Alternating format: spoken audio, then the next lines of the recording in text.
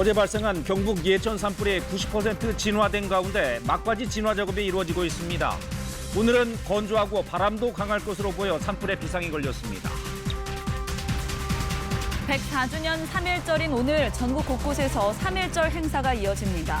오늘 오전엔 전국 곳곳에 눈 또는 비가 오다가 오후부터 차차 맑아지겠습니다. 학교 폭력으로 징계 처분을 받은 가해 학생 측이 행정소송 등을 통해 최종 결론이 날 때까지 시간을 끄는 사례가 빈번한 것으로 드러났습니다. 이 같은 가해자의 소송에 피해자들은 고통에서 벗어나지 못하고 있습니다. 이재명 대표 체포동의안 표결에서 무더기 이탈표가 나오면서 민주당 내부 갈등이 커지고 있습니다. 당 지도부는 단일 대우를 강조했지만 비이재명계를 중심으로 이 대표의 결단을 압박하는 목소리가 나오고 있습니다. 미 국방당국자가 우크라이나를 침공한 러시아가 영토를 확장할 가능성은 거의 없을 거라는 전망을 내놨습니다. 모스크바 주변 등 러시아 곳곳에 대한 공격 시도가 발생하자 푸틴 대통령이 방첩 활동 강화를 지시했습니다. 여러분 안녕하십니까? 일제강점에 맞서 3.1운동이 일어난 지 104주년 되는 날입니다. 독립과 평화의 3.1운동 정신을 기리며 뉴스광장 시작합니다. 네, 먼저 산불 소식부터 알아보겠습니다. 경북 예천군에서 어제 큰 산불이 나서 아직까지 진화 작업이 계속되고 있습니다. 한때 주민 300여 명이 대피하기도 했습니다. 현재 산불은 90% 정도 꺼진 상태입니다. 그러나 산림당국은 산불 2단계를 유지하고 막바지 진화 작업에 속도를 내고 있습니다. 김지용 기자가 보도합니다. 산 능선을 따라 시뻘건 불길이 길게 이어져 있습니다. 경북 예천의 한 야산에서 불이 난 건 어제 오후 3시 50분쯤. 불은 한때 민가까지 접근하면서 두 개 마을 주민 370여 명이 행정복지센터와 학교 등으로 대피하기도 했습니다. 처음에 초등학교인데 초등학교 뒤에도 막 불꽃이 튀는 거예요. 그래서 뒷산에 불이 나가서 초등학교는 안 되겠다. 다시 자치센터로 옮겼거든요. 산림당국은 불이 난 지 1시간 만인 오후 5시쯤 산불 1단계를 발령했고 이후엔 2단계로 격상했습니다. 오늘 오전 5시 기준 산불 진화율은 90%입니다. 30m 상당의 불길이 남은 상태입니다. 당국은 밤새 열화상 장착 드론으로 산불 화선 등을 확인해가며 야간 진화 작업을 이어갔습니다. 진화 장비 30여 대와 진화대원 700여 명을 투입했으나 접근이 어려운 돌산이다 보니 진화 작업에 어려움을 겪고 있습니다. 산이 전부 돌산으로 되어 있는 악산이라서 사실 진화대원들이 진입하기에 상당한 애로점이 있었습니다. 산불 영향구역은 약 30헥타르로 추정됩니다. 산림당국은 날이 밝는 대로 산불 진화 헬기와 인력을 투입해 막바지 진화에 힘을 쏟을 계획입니다. 한편 예천에는 지난달 25일부터 건조주의보가 발효된 상태입니다. KBS 뉴스 김지용입니다. 이렇게 건조한 날씨에 강풍까지 이어지면서 산불이 비상입니다. 매일 10여 건씩 크고 작은 산불이 나고 있는데 오늘은 3.1절 휴일이어서 산을 찾는 분들 많으시겠죠. 산불 조심 꼭 해주시기 바랍니다. 김세연 기상전문기자가 보도합니다. 산 위로 솟아오른 검은 연기 기둥이 거세게 퍼져나갑니다. 연기는 금세 마을 쪽을 뒤덮었습니다. 어제 낮 2시 40분쯤 경북 영천시 화남면 월곡리 야산에서 난 산불입니다. 불은 강한 바람을 타고 계곡을 넘어 비화, 확대되면서 1시간도 안 돼 산불 1단계가 발령됐습니다. 산림당국이 헬기 18대를 투입해 진화 작업을 벌인 끝에 4시간여 만인 저녁 7시쯤 주불을 잡았습니다. 이 밖에도 경북 상주와 문경, 전남 보성 등 전국 곳곳에서 9건의 산불이 났습니다. 산불 국가위기경보도 나흘째 주의 단계를 유지하고 있습니다. 영농철을 앞두고 논밭두렁과 농산 폐기물을 태우는 행위는 금지해 주시고요. 산에 가실 때에도 화기를 소지하지 마시기를 당부드립니다. 3일절인 오늘은 산불 위험이 더 큽니다. 우리나라 남쪽에는 고기압이, 북쪽으론 저기압이 지나면서 전국 대부분 지역에 초속 15m 이상의 강한 바람이 예상됩니다. 여기에 지난 20일부터 내려진 건조특보가 경북 내륙을 중심으로 계속 확대되고 있습니다. 강원 영동과 경상권 및 일부 내륙 지역으로 건조특보가 발효되어 대기가 건조한 가운데 강원 영동과 경북 동해안으로는 바람도 매우 강하게 불겠으니 건조한 날씨에 강풍까지 언제든 작은 불씨가 큰 산불로 번질 수 있는 만큼 야외에서는 담뱃불 등 화기 관리에 각별히 주의해야 합니다. KBS 뉴스 김세연입니다. 네, 3.1절 휴일 날씨는 어떨까요? 비가 오는 곳도 있다고 하는데 양이 적어서 건조특보가 계속될 것으로 보입니다. 3.1절을 맞아서 오늘은 최현미 캐스터가 특별한 곳에 나가서 날씨를 전해드린다고 합니다. 자, 최현미 캐스터, 유관순 여사가 투옥됐었던 서대문 형무소에 나가 있죠? 네, 오늘은 104주년 3.1절을 맞아서 서대문 형무소에서 날씨를 전해드리고 있는데요. 고통의 시절을 이겨낸 독립투사들의 흔적이 고스란히 남아있어서 가슴이 더 뭉클하게 느껴지는 것 같습니다. 1919년 3월 1일의 날씨는 맑고 화창한 가운데 낮 기온도 크게 올랐다고 하는데요. 오늘 아침에는 흐린 날씨가 이어지겠고 강원 영서와 남해안, 제주도에서는 비가 조금 내리겠습니다. 수도권과 충청도, 남부지방 곳곳에서도 빗방울이 떨어지는 곳이 있겠습니다. 오후에는 맑은 하늘이 드러나겠지만 비의 양이 적어서 건조한 날씨가 계속되겠습니다.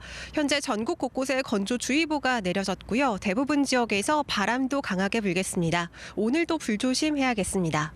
오늘 중부지방과 전북, 경북 지역은 초미세먼지 농도가 일시적으로 높게 오르겠습니다. 현재 기온은 서울이 5.7도, 춘천은 1.6도 등 영상권으로 크게 춥지 않고요. 남부지방은 대구가 6.6도, 제주 13.7도로 어제보다 3도에서 7도 정도 높습니다. 낮 기온은 서울과 청주가 10도, 대전 12도로 중부지방은 10도 안팎이 되겠습니다. 남부지방은 전주와 광주가 11도, 부산과 창원 13도로 어제보단 기온이 조금 낮지만 예년 이맘때와 비슷하겠습니다. 바다의 물결은 대부분 해상에서 3m 안팎으로 높게 일겠습니다. 내일 아침은 영하권으로 기온이 내려가면서 날이 조금 더 추워지겠습니다. 지금까지 날씨 전해드렸습니다. 네, 정순신 변호사가 아들 학교 폭력 문제 등으로 국가수사본부장 임기를 시작하기도 전에 물러난 것을 두고 논란이 끊이지 않고 있습니다. 검증을 부실하게 한 이들을 문책해야 한다는 주장이 강하게 일고 있습니다. 검증의 1차 책임자는 한동훈 법무부 장관이죠. 여당에서도 책임을 물어야 한다는 의견이 나왔고 야당은 아예 진상조사단을 구성했습니다. 신선민 기자입니다. 국민의힘 지도부에서 정순신 인사검증 실패에 대한 문책론이 나왔습니다. 정권 초기도 아니고 숱한 인사검증을 했는데도 임기 시작 전 낙마한다는 건 중대한 구멍이 있다는 거라고 했습니다. 어디에서 못 걸렸는지를 철저히 따져봐야 되고 주의를 하든가 노력하면 찾을 수 있었는데 못 찾았다 하면 거기 또 책임도 따르지 않겠어요? 다만 누가 책임져야 하는지 구체적으로 밝히진 않았는데 1차 검증을 하는 법무부 수장 한동훈 장관은 정무적 책임감을 느낀다면서도 문책론엔 선을 그었습니다. 책임질 수는 있다 이렇게 해석이 될까요? 아니요. 제가 말씀드린 것처럼 이게 구조적으로 이게 파악하기 어려운 부분이었던 건 맞는 것 같아요. 민주당은 정순신 부실검증 조사단을 꾸리고 공세수위를 끌어올렸습니다. 아들의 학교 폭력이 처음 보도됐던 2018년 정 변호사가 윤석열 대통령, 한동훈 장관과 중앙지검에 함께 근무했던 것을 강조하면서 이번 사태 본질은 검사 동일체, 즉 끼리끼리 인사검증에 있다고 했습니다. 아들의 학교 폭력, 정 변호사 부부의 2차 가해, 국가수사본부장 임명 과정은 검사 기득권 카르텔을 명백히 보여준 재발 방지 법안을 추진하는 한편 법무부 산하 인사정보관리단 즉시 해체, 한동훈 장관 경질도 요구했습니다. 인사정보관리단은 윤석열 정부 인사참사의 중심이었습니다. 전직 검사들끼리 눈 감아주는 의도된 무능이라는 정치권의 문책론에 대통령실은 검증 과정에서 드러난 명백한 문제부터 해결하고 차차 보겠다고만 했습니다. KBS 뉴스 신선민입니다. 이재명 민주당 대표 체포 동의안이 예상과 달리 가까스로 부결되면서 후폭풍이 거세지고 있습니다. 이 대표는 이탈표에 대한 직접적인 언급은 피하면서 민생 행보에 나섰고 당 지도부는 단합을 강조하면서 소통을 강화하겠다고 했습니다. 먼저 이호준 기자입니다. 아슬아슬했던 체포동의안 부결 다음 날 이재명 대표가 학교 급식시설을 찾았습니다. 민생 행보를 통해 사태를 수습하겠다는 뜻으로 해석됐습니다. 무더기 이탈표에 대한 질문에는 답변을 피하면서 민생을 언급했습니다. 이재명을 잡느냐 못 잡느냐 이런 문제보다는 우리 물가도 잡고 경제도 개선하고 사람들의 삶도 더 낫게 만드는 문제에 많이 관심 가지시기 바랍니다. 당 지도부 회의에선 체포동의안 표결 결과가 당의 혼란과 갈등의 계기가 돼선 안 된다고 강조했습니다. 일부 강성 지지자들의 이탈표 색출 움직임에도 당의 단합에 도움되지 않는다라며 중단해달라고 자제를 요청했습니다. 압도적 부결을 자신했던 원내 지도부도 표결 결과가 당의 총의에 부합한다고 보긴 어렵다면서도 그 의미를 깊게 살피겠다고 몸을 낮췄습니다. 어제의 일로 당이 더 혼란이나 분열로 가서는 안 됩니다. 이번 일을 계기로 당의 단일한 대우를 위해 더 최선을 다하겠습니다. 반면 국민의힘은 이 대표의 거취 결단을 압박했습니다. 떨어지지 않으려고 아동바동하다 보면 훨씬 더 크게 다칩니다. 이재명 대표가 명심해야 할 말이라고 생각합니다. 체포동의안 정국은 넘겼지만 이 대표 거취를 놓고 후폭풍이 시작됐습니다. KBS 뉴스 이호준입니다. 민주당 내부에선 표결 결과를 둘러싸고 엇갈린 목소리들이 터져나왔습니다. 30명 넘게 이탈한 걸 두고 친이재명계는 뒤통수를 쳤다며 격하게 반응했고 비이재명계는 빙산의 일각이라며 이 대표의 결단을 압박했습니다. 이어서 이세기 기자입니다. 친이재명계 의원들은 무더기 이탈표가 나온 체포동의안 표결을 조직된 기획투표라고 규정했습니다.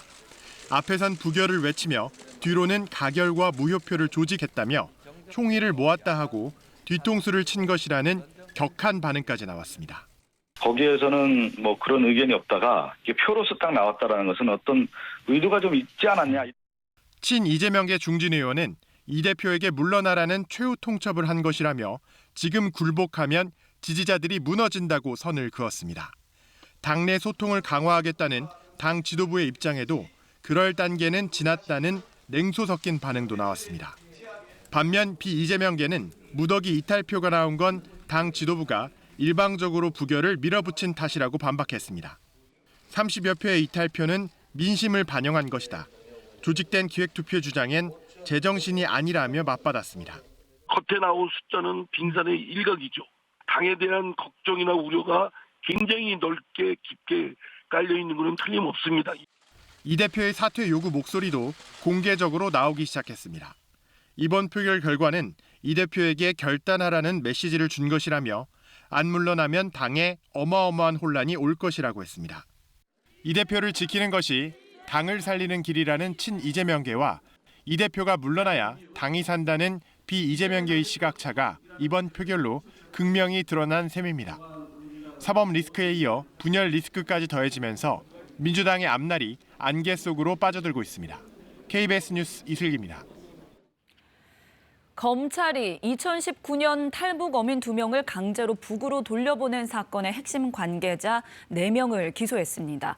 당시 문재인 정부 관계자들은 어민들이 밝힌 귀순 의사의 진정성이 없다고 강조했지만 검찰의 판단은 달랐습니다. 보도에 김지숙 기자입니다.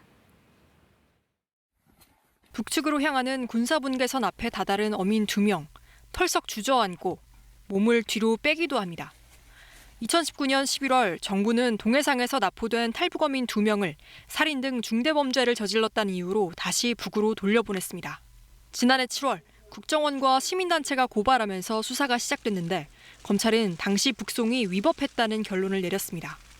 북한 주민도 헌법상 대한민국 국민이고 귀순 의사를 밝힌 점 등을 고려하면 우리나라에서 적법한 수사와 재판을 받게 했어야 한다는 겁니다. 그런데도 이들을 송환한 데는 삼척항 목선 사건으로 남북 관계가 경색됐고 한 아세안 특별 정상회의가 예정돼 있는 등 당시 정치적 상황을 고려한 걸로 보인다고 덧붙였습니다. 재판에 넘겨진 사람은 모두 4명. 정의용 전 국가안보실장과 서훈 전 국정원장, 노영민 전 대통령 비서실장과 김현철 전 통일부 장관인데 모두 문재인 정부 안보라인 핵심 관계자들입니다. 검찰은 정 전 실장 등이 공무원들에게 강제 북송을 지시해 직권을 남용했다고 보고 있습니다. 또 정 전 실장과 서 전 원장이 어민들에 대한 합동조사를 서둘러 끝내도록 했고 서 전 원장이 합동조사 보고서에서 귀순 요청을 삭제하도록 한 혐의도 함께 적용했습니다. 다만 검찰은 이번 사건의 최종 책임자를 정 전 실장으로 보고 문재인 전 대통령은 수사하지 않았습니다. 정 전 실장은 기소 직후 입장문을 통해 흉악 살인범을 북송한 행위가 무조건 헌정 질서에 반한다는 논리는 헌법을 단선적으로만 바라본 것이라고 밝혔습니다. 그러면서 편향된 잣대에 따른 기소이자 정권 교체 후 보복을 목적으로 한 정치적 수사라고도 비판했습니다. KBS 뉴스 김지숙입니다. 네, 다음 소식입니다. 러시아가 우크라이나를 침공했지만 영토를 확장할 가능성은 거의 없을 것이다. 미 국방부가 내놓은 전망입니다. 다만 중국이 러시아를 지원하면 전황이 급격히 변할 수 있는 만큼 미국은 이를 차단하는 데 총력을 기울이는 모습입니다. 워싱턴에서 김기현 특파원의 보도입니다. 미 국방부가 우크라이나 전쟁과 관련해 내년까지 러시아의 점령지 대폭 확대 가능성은 거의 없을 것이라고 전망했습니다. 콜린 칼 미 국방부 정책 차관은 하원 청문회에서 전쟁은 앞으로 작은 영토를 둘러싼 점령과 탈환 방식으로 전개될 거라며 이같이 밝혔습니다. I do not think that there's anything I see that suggests the Russians can sweep across Ukraine and make significant territorial gains anytime in the next year or so. 러시아는 최근 공세 과정에서 수천 명을 희생한 끝에 몇몇 지역을 점령했지만 탄약 부족은 물론 보급 등에서 큰 어려움을 겪고 있다는 분석도 내놨습니다. 미국은 다만 중국의 러시아 지원 가능성을 예의주시하면서 연일 경고의 목소리를 높이고 있습니다. It can't be putting forward peace proposals on the one hand while actually feeding the flames of the fire that Russia has started with the other hand. 아직 현실화된 것은 아니지만 중국이 실제 무기 지원에 나설 경우 전황의 급격한 변화가 불가피하다고 판단한 결과입니다. China were to provide aid, lethal aid to Russia, it would significantly, or has the potential to significantly extend this conflict and again support Russia's aim of eliminating Ukraine as a country. 중국이 전쟁 확산 여부를 가늠할 중요 변수로 떠오르면서 제재와 지원 등 바이든 정부가 내놓게 될 추가 대책에 관심이 쏠리고 있습니다. 워싱턴에서 KBS 뉴스 김기현입니다. 러시아에선 모스크바 주변 등 곳곳에 대한 드론 공격 시도가 있었던 것으로 전해지고 있습니다. 푸틴 대통령은 연방보안국에 방첩 활동을 강화하라고 지시했습니다. 모스크바에서 조빈나 특파원입니다.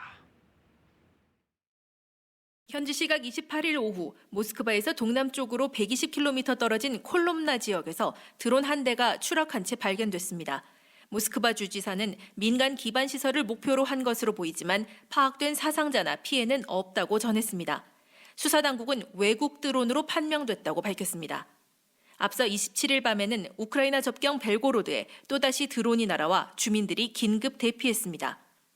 또 크림대교를 통해 크림반도와 연결되는 남부 크라스노다르와 아디게아에서도 우크라이나 측의 드론 공격 시도를 방공 시스템으로 차단했다고 러시아 국방부가 밝혔습니다. 러시아 제2도시 상트페테르부르크 풀코보 공항에선 항공기 운항이 일시 중단됐습니다. 미확인 물체가 발견됐기 때문이란 주장이 나왔지만 러시아 국방부는 민간 항공기구와 함께 훈련을 실시했다고 밝혔습니다. 푸틴 대통령은 러시아 연방보안국에 우크라이나와 서방의 공격에 대비해 방첩, 보안 활동을 강화하라고 지시했습니다.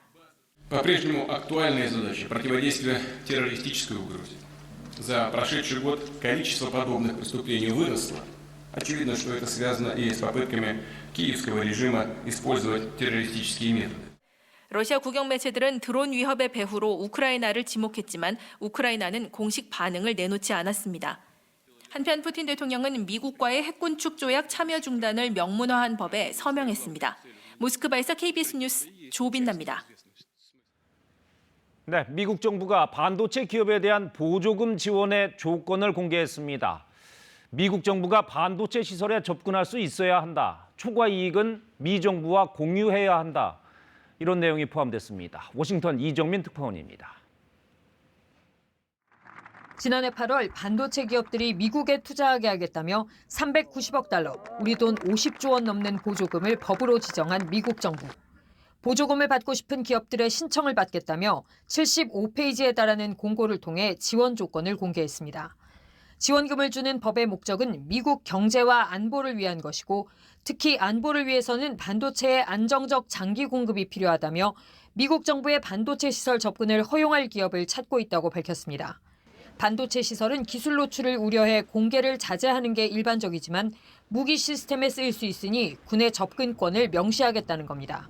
보조금을 신청할 때 적어낸 예상 수익을 크게 웃도는 이익을 거두면 수익을 미국 정부와 공유하자는 내용도 포함됐습니다. 거둬들인 수익금은 미국 반도체 생태계 강화에 쓸 거라고 했습니다. Our vision at the end of this initiative is to make it so that the United States of America is the only country in the world where every company capable of producing leading-edge chips will have a significant R&D and high-volume manufacturing presence in our country. 국가안보를 우려할 수 있는 나라에서 제조 능력을 확대할 수 없다. 첨단 기술 개발을 위해 이들 나라의 기업과 제휴 관계를 맺으면 안 된다는 내용도 포함됐습니다. 중국, 러시아에 공장을 증설하거나 제휴할 경우 보조금 대상에서 제외된다는 얘기입니다.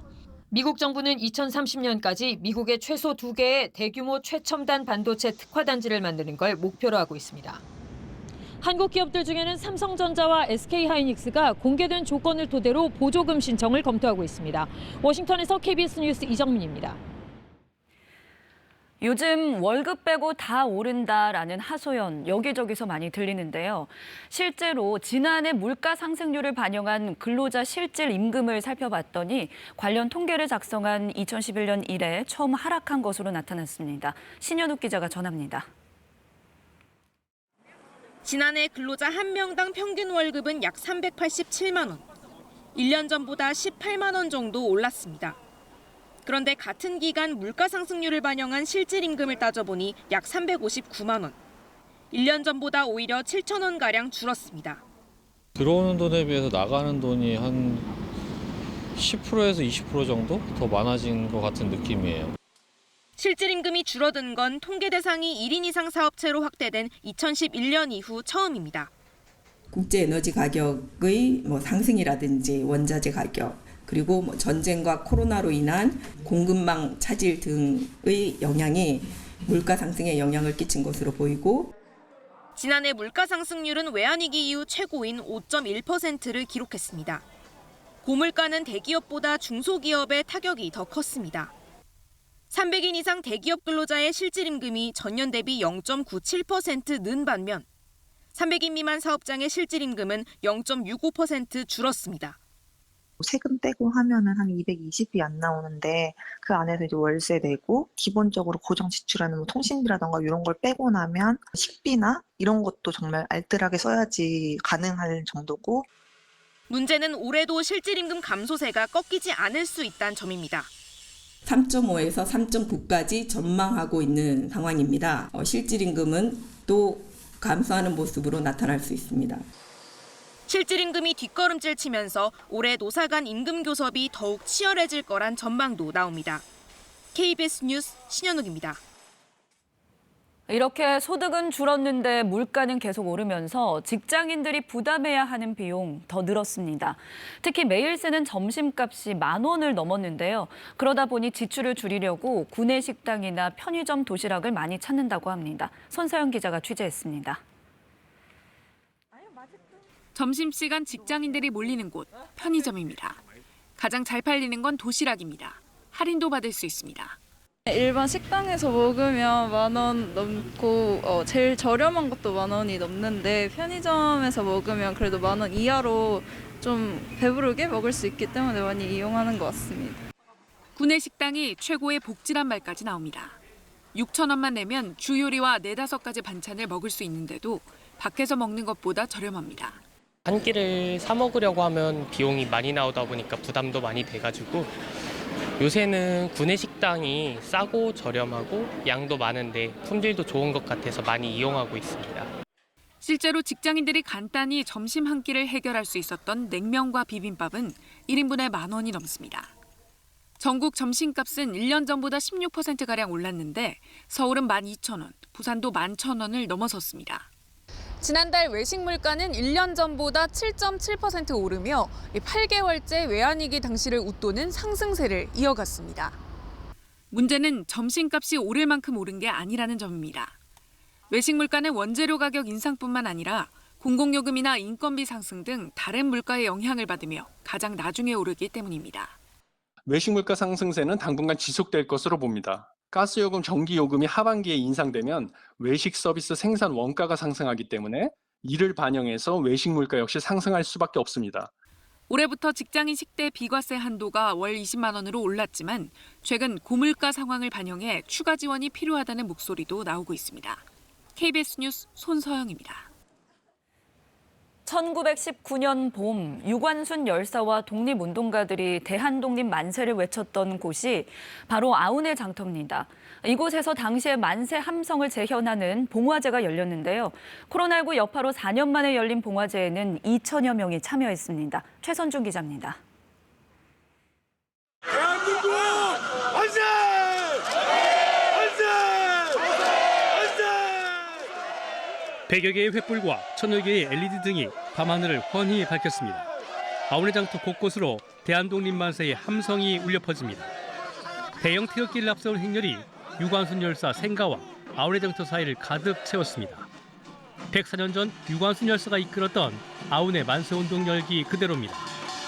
코로나19 여파로 축소되거나 중단됐다가 4년 만에 열린 봉화제에는 시민 2천여 명이 참여했습니다. 일제강점기 시대 3월 1일 날 유관순 누나와 다른 사람들이 독립운동했던 그 기분을 느낄 수 있었던 것 같아요. 이번 아운의 봉화제는 104년 전과 마찬가지로 매봉산 봉화에 불이 붙으면서 시작됐습니다. 당시 이 봉화를 신호로 경기도 안성과 충북 충주 등 24곳으로 만세운동이 들불처럼 퍼져나갔습니다. 비폭력 운동이었지만 아운의 만세운동에 참여했던 주민 19명이 현장에서 무참히 숨졌고 유관순 열사도 일본 경찰에 체포됐습니다.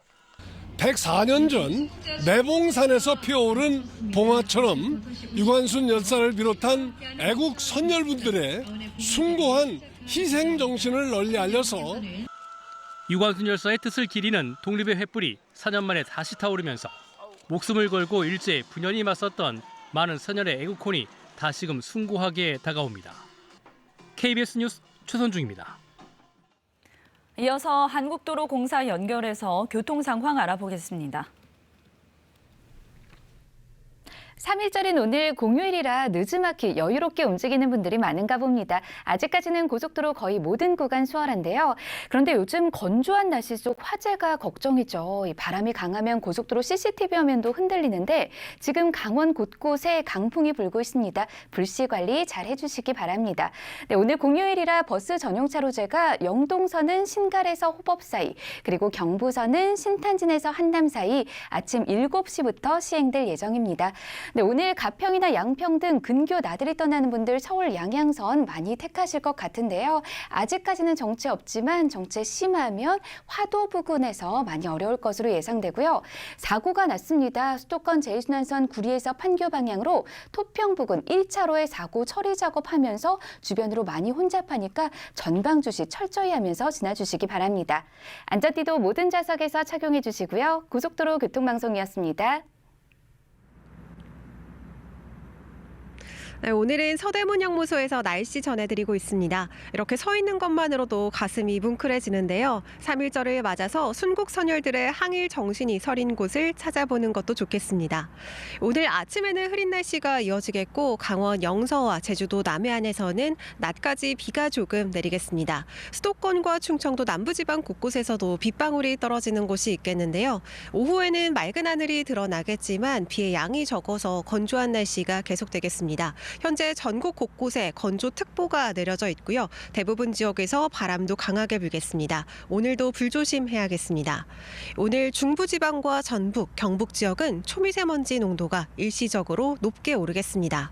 현재 기온은 서울이 5.7도, 춘천은 1.1도 등 영상권으로 크게 춥지 않습니다. 남부지방은 대구가 7.9도, 제주 13.5도로 어제보다 3도에서 7도 정도 더 높습니다. 낮 기온은 서울과 청주가 10도, 대전 12도로 중부지방은 10도 안팎이 되겠습니다. 남부지방은 전주와 광주가 11도, 부산과 창원 13도로 어제보다는 기온이 조금 내려가겠지만 예년 이맘때와 비슷하겠습니다. 바다의 물결은 대부분 해상에서 3m 안팎으로 높게 일겠습니다. 내일 아침은 기온이 영하로 내려가면서 오늘보다 날이 더 추워지겠습니다. 지금까지 날씨 전해드렸습니다. 네, 적은 돈을 빌려준 뒤 큰 이자를 덮어씌우고 못 갚으면 성착취로 올가매는 범죄. KBS의 연속 보도 이후 피의자가 검거됐지만 제보는 지금도 잇따르고 있습니다. 제보 중에는 피해자뿐만 아니라 과거 자신이 그런 불법 대부업체에서 일했다는 고백도 있습니다. 이제라도 그쪽 세계의 실태를 알리고 싶다며 자세한 수법과 피해 예방법을 전하기도 했습니다. 황현규 기자가 보도합니다. 2018년부터 2년 동안 무허가 대부업체에서 일했던 A씨. 채무자를 압박해 돈을 받아내는 게 주 업무였습니다. 소액을 빌리고도 늪에 빠져들게 되는 이유로 우선 그는 선이자를 꼽았습니다. 100만 원이 다 안 나가요. 선이자를 최소 한 30% 떼가죠. 실제로 70만 원 주고 그리고 다음 주에 갚으실 때는 130만 원 갚으셔야 됩니다. 주 단위로 불어나는 이자. 기한을 넘기면 지인들까지 괴롭히기 시작합니다. 니네 가족, 회사, 네 지인들 다 찾아가서 네가 돈 빌려갖고 돈 안 갚아갖고 만나봤다 이런 식으로 얘기한다 그러면은 지가 죽어버려요. 협박 다음 카드는 은밀한 제안입니다. 이자를 깎아준다. 기한을 밀어주겠다. 그러면서 신체 사진이나 영상을 요구합니다. 다른 방법으로 떼어갈 거 아니냐. 네 벗은 사진 찍어. 네가 그 정도로 하면은 우리도 널 믿을 수 있잖아. 궁지에 몰린 여성 채무자를 상대로 점점 더 노골적인 성착취가 가해졌다고 합니다. 이자를 건드리면서 계속 성적인 압박을 많이 하는 것 같아요. 우리 하러 가자. 걔가 네. 모텔 들어간 CCTV 영상. 강제성이 아닌 합의성으로 했다는 것을 입증하니까 다른 업체에서 돈을 빌려 이자를 갚게 하는 돌려막기. 업자들끼리 짜고 버리는 짓이었는데 그 과정은 사실상 인신매매에 가까웠습니다. 이 여자 괜찮네? 얘 내가 관리하고 살게. 그러면은 상대 직원한테 주고. 그러면서 담당자가 뭐 바뀐다 식으로 다시 접근하죠. 이런 짓을 하고도 수사망은 잘도 피해갔습니다. 이들끼리 공유해온 일종의 무죄 매뉴얼 같은 게 있었다고 합니다. 모욕도 제가 전화로 한 게 아니라 찾아가서 증거가 없잖아요. 저도 없고 얘도 없고 그러면 수사가 불가능해요. 애초에 신고를 못하도록 채무자 계좌를 이른바 대포통장처럼 범죄에 이용하기도 했습니다. 채무자들한테 통장 받아갖고 그 통장으로 계속 거래 진행하고 그 사람도 통장을 내줬다는 자체가 죄가 돼요. 모욕과 협박 등의 혐의로 세 차례나 경찰 조사를 받고도 무혐의로 풀려났다는 제보자. 누구보다 수법을 잘 알고 있는 그는 잘못을 뉘우친다는 뜻과 함께 피해 예방 및 대응법을 전했습니다. 같이 있을 때 녹음 파일이 사실 전 제일 중요하다고 봐요. 시에서 운영하는 불법 대부업체를 관리하는 부서가 있어요. 금감원 이런 데 다 신고해보시고. KBS 뉴스 황인규입니다. 지하철 청소 노동자는 대부분 중년 여성들이 있죠. 이들 상당수가 성폭력에 노출돼 있고 2차 가해를 당하는 일도 빈번한 것으로 조사됐습니다. 가해자는 대부분 상사였습니다. 그 실태를 최혜림 기자가 취재했습니다. 서울교통공사 자회사 소속인 60대 청소노동자 A씨. 2년 전쯤 지하철역 휴게실에서 혼자 쉬다가 직속 상사에게 성추행을 당했습니다. 집에 앉아있는데 느닷없이 갔다가 탁 눕혀가지고는 눕혀가지고 탁 눕혀가지고 울어 터는 거야. 그걸 끌며 울면서 이거 뭐하는 거냐. 그날만 그런 게 아닙니다. 강제로 끌어안거나 신체를 만지는 등 또 다른 성추행도 2차례나 더 있었습니다. 그 뒤론 무서워서 휴게실 근처에도 못 갔고 상사가 근무지를 옮길 때까지 반년 넘게 두려움에 떨어야 했습니다. 여기 문을 잠그고 있는데도 막 불안스러운 거예요. 내가 없어져버리면 우리 가족 애들, 우리 애들 아빠 너무 힘들겠다. 그 생각을 많이 참았죠. 뒤늦게 동료들까지 피해를 입은 걸 알고 나서야 회사에 신고했고 가해자는 한 달 전쯤 직위 해제됐습니다. 지하철역에서 일하는 5, 60대 여성 청소노동자를 조사한 결과 78%가 성희롱이나 성추행을 당한 경험이 있다고 답했습니다. 가해자는 대부분 상사였습니다. 안마 등을 요구하거나 보통 안마가 제일 많았고요. 술을 먹으면 어느 모텔로 와야 한다. 이런 이야기들. 업무에 불이익을 주거나 거짓 소문이 퍼지는 등 2차 가해도 빈번했습니다. 우리 남편이 돈 뜯어먹으려고 신고를 했다. 그래서 나 그게 너무 가슴이 아프고. 서울교통공사는 본사 차원의 성폭력 대응 지침을 마련해뒀지만 자회사는 이 지침이 아예 없거나 허술한 경우가 많았습니다. 회사가 다르니까요. 공사가 자회사라 해가지고 뭘 지시를 하고 그런 개념은 아닙니다. 피해를 입고도 제대로 알리지 못한 채 가해자와 함께 일하는 부조리가 이어지고 있습니다. KBS 뉴스 최혜림입니다. 네, 대부분의 학교가 내일 개학합니다. 학생도 학부모도 마음이 분주해지는 때인데 교실에서 마스크는 써야 하는지 어떤지도 헷갈립니다. 학생, 학부모 의견이 다 다르고 학교별 지침도 달라서 당분간 혼란이 이어질 수도 있겠습니다. 조혜진 기자가 보도합니다. 새 학기를 앞두고 학부모들에게 전달된 한 중학교의 가정통신문. 교실과 급식실에선 마스크를 의무적으로 착용하라고 적혀 있습니다. 이 학교는 마스크 착용 의무를 그대로 유지하기로 한 겁니다. 별도 고지가 없는 학교라면 교실에서 마스크를 쓰지 않아도 됩니다. 2년여 만에 찾아온 마스크 없는 학교 생활에 학생들은 기대감을 감추지 못합니다. 마스크 쓰느라 불편했는데 이제 마스크 벗어도 돼서 좋아요. 마스크 효과를 실감했던 학부모들은 불안한 마음도 듭니다. 아무래도 코로나 이 기간이 좀 길었었고 하니까 아이들끼리 거리 두기도 또 잘 유지가 될 수 있는지 지켜지지 않을지 이런 게 제일 걱정이 되기는 하죠. 지난 1월 30일 실내 마스크 의무가 해제됐지만 교육부는 새학기 교실 마스크 착용 지침을 학교 자율로 결정하도록 했습니다. 비말이 많이 생기는 음악이나 체육 수업에서도 마스크 착용은 권고사항입니다. 구체적인 마스크 지침이 학교별로 다르다 보니 더 명확한 기준이 필요하다는 반응도 나옵니다. 애들 너무 좀 불쌍하기도 하고 그래서 좀 이제 벗기고 싶은데 주위에서 다 어떨지 몰라가지고 좀 눈치 좀 봐야 되지 않을까. 학교마다 좀 다른 것 같아가지고 좀 확실하게 뭔가 나라에서 벗겨도 된다는 지침이 좀 있으면 좋을 것 같긴 해요. 코로나19 주간 위험도는 6주 연속 낮음을 유지했지만 재감염 비율은 전주보다 증가한 26%였습니다. KBS 뉴스 조혜진입니다. 중앙재난안전대책본부는 중국발 입국자의 PCR 양성률이 떨어지면서 오늘부터 중국발 입국자에 대한 입국 후 PCR 검사 의무를 해제하는 등 방역 조치를 추가로 완화했다고 밝혔습니다. 중국발 항공편의 도착 공항을 인천공항으로 일원화한 조치도 오늘부터 사라져 중국에서 다른 공항을 통해 국내에 들어오는 것도 가능합니다. 방역당국은 다만 입국 전 PCR 검사와 Q코드 입력 의무는 다음 달 10일까지 연장해 다른 조치를 중단에 따른 영향을 확인한 후 종료 여부를 결정할 계획입니다. 네, 인천공항 갈 때는 통행료는 불만과 논란이 계속돼 왔죠. 정확히는 인천대교, 영종대교 통행료인데 민자 회사다 보니까 너무 비쌌습니다. 10월부터는 통행료가 반값 이하로 떨어집니다. 반가운 소식인데 그 차액을 공공기관이 대신 내기로 해서 또 논란이 예상됩니다. 계현우 기자가 보도합니다. 코로나 사태 이전 1년에 5,500만 대가 오간 영종대교와 인천대교.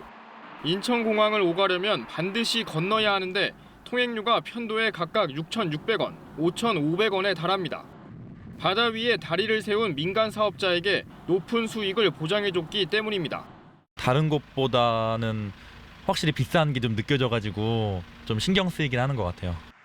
앞으로는 이 통행료가 절반 아래로 내려갑니다. 영종대교는 10월부터 3,200원, 인천대교는 2025년 말부터 2,000원으로 낮아집니다. 국가재정으로 운영되는 고속도로 수준입니다. 민자 고속도로이기 때문에 부가가치세 10%가 붙어서 이 부분은 1.1배가 사실 최대치 다 할인을 한 거라는 말씀을 드립니다. 문제는 방법입니다.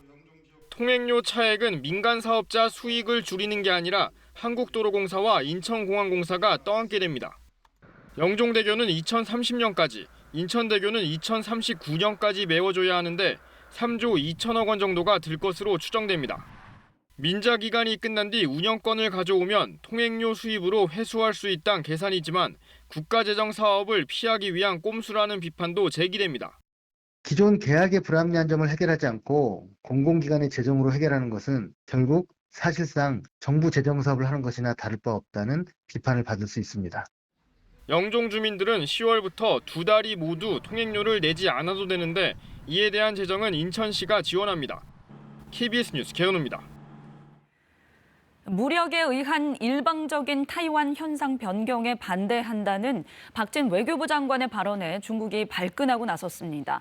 말참견을 용납하지 않는다는 거친 표현까지 나왔는데 어떻게 된 맥락인지 베이징 김효신 특파원이 전합니다. 일본 오키나와 현에 인접한 동중국해. 지난 1년 반 사이 중국 무인기가 12차례나 정찰했는데 타이완 유사시에 대비한 동향이라고 일본 요미우리 신문이 보도했습니다. 미국에서도 최근 중국의 타이완 침공 시나리오가 제기되고 있습니다. 이 같은 상황에서 박진 외교부 장관이 타이완 문제와 관련해 한국은 무력에 의한 일방적인 현 상태 변경에 반대한다고 말했습니다. We will make sure that if something happens on the Taiwan Strait, we have to maintain peace and stability on the Korean Peninsula because it will have a direct impact. 이에 대해 중국 외교부가 말참견을 용납하지 않는다는 부용치회라는 표현까지 써가며 거칠게 반박했습니다. 台湾问题是中国内政，不容他人智慧。如果韩方需维护半岛的和平稳定，就需要尊重中国的主权和领土完整，恪守一个中国原则，审慎处理台湾问题。 중국이 레드라인으로 생각하는 타이완 문제에 대해 한국이 한반도 상황과 연계해 구체적이고 적극적인 입장을 밝히자 강도를 높여 대응한 겁니다. 이에 대해 한국 외교부는 한반도 평화와 안정의 중요성을 강조했을 뿐이라며 파문의 확산을 경계했습니다. 우리는 중국이 북핵 문제 해결을 포함하여 한반도의 평화와 안정을 위해 계속 건설적인 역할을 할 것을 기대하고 있습니다. 추가 입장을 묻는 KBS의 질문에 중국 외교부도 하나의 중국을 강조하는 원칙적인 대응으로 수위를 조절했습니다. 타이완 문제에 대한 중국의 이번 민감한 반응은 타이완 해역에서 유사시에 한미일이 연대해 중국에 맞서는 것을 사전에 견제하겠다는 의도가 깔려 있는 게 아니냐는 해석이 나오고 있습니다. 베이징에서 KBS 뉴스 김효신입니다. KBS가 곧 50살이 됩니다. 이번 주말 공사 창립 50주년을 앞두고 KBS가 추구해야 할 핵심 가치를 시청자분들께 여쭤봤는데요. 보도의 공정성을 가장 많이 꼽았습니다. 현재 보도에 대해서는 어떻게 평가하고 있을까요? 여론조사 결과를 정현욱 기자가 전해드립니다. 먼저 우리나라에 공영방송 KBS가 필요하다고 생각하는지를 물었습니다. 10명 중에 8명이 매우 필요하다거나 필요하다고 답했습니다. KBS가 추구해야 할 핵심 가치로는 절반 이상이 보도의 공정성을 꼽았고 신뢰성과 공익성, 다양성 순으로 답했습니다. 아무래도 공영방송이고 국민과 나라를 대표하는 방송이니까 정치적으로 중립적이지 않으면은 다른 사람들이 보기에 불편할 수도 있고. 지금의 KBS 뉴스가 정확하고 객관적인지 물었더니 60% 이상이 긍정적으로 답했지만 과거와 비교해서 공정성이 낮아졌다는 응답이 높아졌다는 응답보다 많았습니다. 공정성 강화를 위해서 개선해야 할 점으로는 60% 이상이 정치 권력으로부터의 독립을 꼽았습니다. 재난방송 주간방송사로서 역할과 의무를 잘 수행하고 있느냐는 질문에는 80% 이상이 긍정적이라고 평가했습니다. KBS에 볼만한 프로그램이 많은가를 묻는 질문에는 절반 이상이 적다며 경쟁력 있는 콘텐츠 개발을 주문했습니다. 다른 방송국에 비해서 좀 볼 게 조금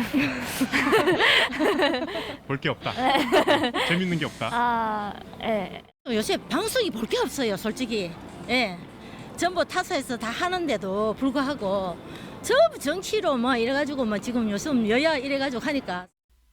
최우선 과제를 묻는 질문에는 정확하고 객관적인 보도를 꼽았고 사회 통합과 지역 문화 발전 기여 순으로 답했습니다.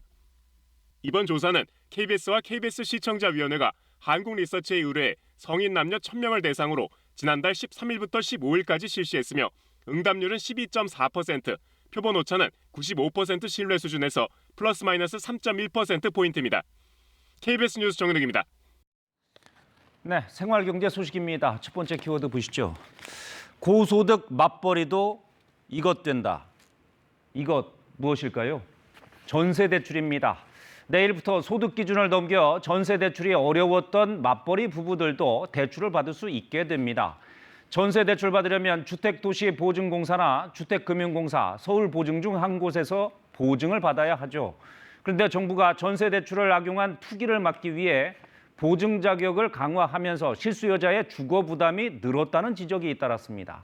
이 자격이 내일부터 완화됩니다. 1주택자이면서 부부 합산 연소득이 1억 원을 넘어도 전세 대출을 받을 수 있고 보유주택 가격이 시세 9억 원을 초과해도 가능합니다. 전세 대출 한도와 금리 등은 상품에 따라 다르니까 금융기관에 문의하시면 됩니다. 네, 다음 키워드. 반값 한우, 반값 삼겹살. 네, 요즘 이른 아침부터 마트 달려가시는 분들이 적지 않다고 하죠. 비싼 한우를 반값에 살 수 있기 때문인데요.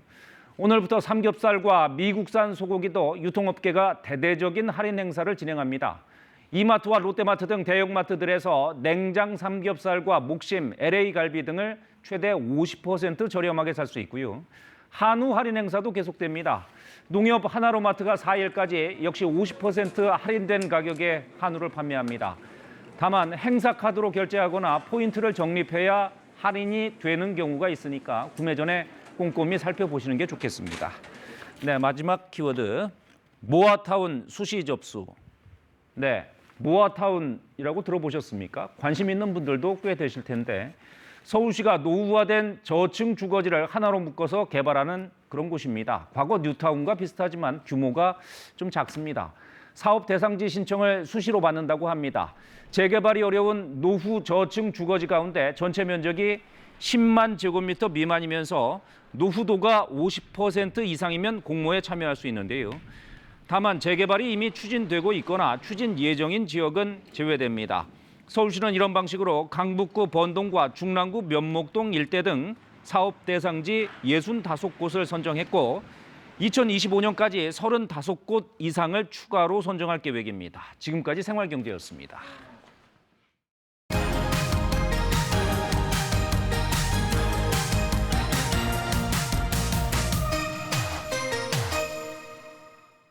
안녕하십니까, 문화광장입니다. 연예계에 잊을만 하면 불거지는 사건 중 하나가 바로 스타들의 탈세 논란이죠. 배우 이병헌 씨와 권상우 씨가 관련 의혹에 휩싸여 해명을 내놨는데요. 첫 소식으로 준비했습니다. 이병헌, 권상우 씨가 국세청에 비정기 세무조사를 받고 각각 수억 원에서 많게는 10억 원대 추징금을 냈다는 보도가 나왔습니다. 정기 세무조사와 달리 비정기 조사는 세금 탈루 혐의가 있는 대상자에 한해 실시되는 만큼 해당 보도는 즉각 두 사람의 탈세 의혹으로 이어졌습니다. 이에 각 소속사는 모두 회계 처리 과정에서 생긴 착오라는 공식 입장을 내놨는데요. 먼저 이병헌 씨 측은 지난 30여 년 동안 세금 관련된 불미스러운 일은 한 번도 없었다며 이번의 경우 직원 상여금의 세금 신고가 잘못돼 이를 바로잡았다고 밝혔습니다. 또 권상우 씨 소속사는 세무당국이 소명을 요구해 정정신고와 납부를 마쳤다며 고의적인 누락과 탈루는 아니라고 설명했습니다. 새로 세팅해라. 이번 달 극장가의 기대작으로 손꼽히는 한국 영화 대외비가 오늘 개봉합니다. 이 작품은 1990년대 부산을 배경으로 국회의원이 되고 싶은 남자와 암흑가의 숨은 실세, 그리고 행동파 조직폭력배까지 서로 다른 위치에 있는 사람들이 대한민국 비밀 문서를 놓고 벌이는 쟁탈전을 그립니다. 주인공으로 조진웅, 이성민, 김무열 씨 등 충무로의 실력파 배우들이 대거 출연해 제작 단계부터 화제를 모았죠. 특히 이성민 씨는 지난해 개봉한 영화 리멤버와 드라마 재벌집 막내 아들에 이어 여기서도 실제 나이보다 많은 노인 역을 소화했는데요. 그는 각종 언론 인터뷰를 통해 이제는 오히려 나이에 맞는 연기가 더 힘들 것 같다고 말해 이번에도 수준 높은 노인 연기를 예고했습니다. 이탈리아 명품 브랜드 구찌가 올봄 서울 경복궁에서 패션쇼를 개최합니다. 어떤 기대와 우려가 나오는지 함께 만나보시죠. 그동안 취소와 논의를 반복했던 경복궁 구찌 패션쇼가 오는 5월로 확정됐습니다. 이 행사는 당초 지난해 11월에 열릴 예정이었지만 앞서 청와대 영빈관에서 진행된 패션 잡지 보그 코리아의 한복 화보 논란이 불거져 그 여파로 무산됐고 이후 한 차례 다시 추진되던 무렵에는 이태원 참사가 일어나 또 한 번 취소됐습니다. 그런데 어제 문화재청에 따르면 최근 문화재위원회 산하 북릉문화재분과는 경복궁 안에서의 구찌 패션쇼 장소 사용을 조건부 가결했는데요. 따라서 5월 16일 오후 경복궁 근정전 일대가 모델들의 런웨이로 바뀔 예정입니다. 이를 두고 일각에선 경복궁을 전 세계에 홍보할 수 있는 좋은 행사라며 기대하는 한편 다른 한쪽에선 부디 경복궁의 품격에 맞는 패션쇼로 지난 청와대 화보 논란을 재현하지 말아달라는 반응입니다. 지금까지 문화광장이었습니다. 이어서 톡톡지구촌입니다. 우리나라를 비롯한 전 세계가 마약과의 전쟁을 치르고 있는 가운데 태국에선 대대적인 성형수술을 거쳐 한국인 남성으로 신분을 위장했던 마약상이 경찰의 덜미를 붙잡혔습니다. 태국 수도 방콕의 한 아파트 객실에 경찰들이 들이닥칩니다. 가상화폐로 불법 마약 엑스터시를 대량으로 수입해 퍼뜨린 20대 마약상을 체포하기 위해서인데요. 그런데 이 마약상, 그동안 경찰의 수사망을 피하기 위해 수차례 성형수술로 한국인 남성처럼 외모를 싹 뜯어고치고 이름도 정모 씨라는 한국식 가명을 쓰고 있었습니다. 앞서 이 남성은 폭행 등의 혐의로 3차례 이상 체포된 전력이 있었는데요. 하지만 원래 얼굴을 찾아볼 수 없을 만큼 그의 외모는 완전히 변해 있었고 목격자들조차 그를 한국인 훈남으로 묘사했기 때문에 수개월 동안 그를 추적해온 현지 경찰도 혀를 내두를 정도였습니다. 심지어 경찰이 급습한 당시에도 한국인 행세를 하며 혐의를 부인했다는 이 마약상. 하지만 경찰은 여기에 속지 않았고 마침내 검거된 그는 한국에 가서 새로운 삶을 시작하고 싶었다고 진술한 것으로 알려졌습니다. 평소 한적하던 그리스 어촌마을 갈락시디가 북적이는 인파와 함께 색색의 밀가루 천국으로 깜짝 변신합니다. 이는 매년 사순절의 시작을 알리는 일명 밀가루 전쟁 축제인데요. 과거 그리스가 오스만 제국에게 점령됐던 19세기부터 시작됐습니다. 당시 오스만 통치자들이 마을 주민들에게 카니발 축제를 여는 것을 금지하자 이에 저항하는 의미로 얼굴에 젤을 묻히고 거리에서 춤을 추던 전통이 이렇게 발전했다고 합니다. 지금은 갖가지 식용색소를 섞은 밀가루를 서로에게 던지며 이 특별한 축제를 만끽하는데요. 이날 뿌리는 밀가루의 양만 최소 2,000kg이 넘는다고 하네요. 중국 구일인시의 한 육교입니다. 인적이 뜸해지는 한밤중에도 이곳에선 수십 명의 사람들이 둥근 조명등을 켠 채 일정한 간격을 두고 앉아 각자 휴대전화를 보며 노래를 부르거나 쉬지 않고 이야기를 합니다. 이들은 중국의 한 동영상 플랫폼에서 방송 채널을 운영하는 일명 라이브 스트리머들로 시청자들이 보내는 후원금이 주수입원인데요. 외신에 따르면 최근 중국에선 스트리머 간의 경쟁이 치열해지자 실내를 벗어나 한밤중에 야외 방송으로 시청자를 잡으려는 이들이 늘고 있습니다. 이들은 주로 매일 늦은 오후부터 다음날 새벽까지 라이브 방송을 하는데요. 치안 문제 같은 여러 위험에도 불구하고 생각지도 못한 큰 후원금을 받는 경우가 많아서 점점 더 많은 라이브 스트리머들이 이 육교로 모여들고 있다고 합니다. 지금까지 톡톡 지구촌이었습니다.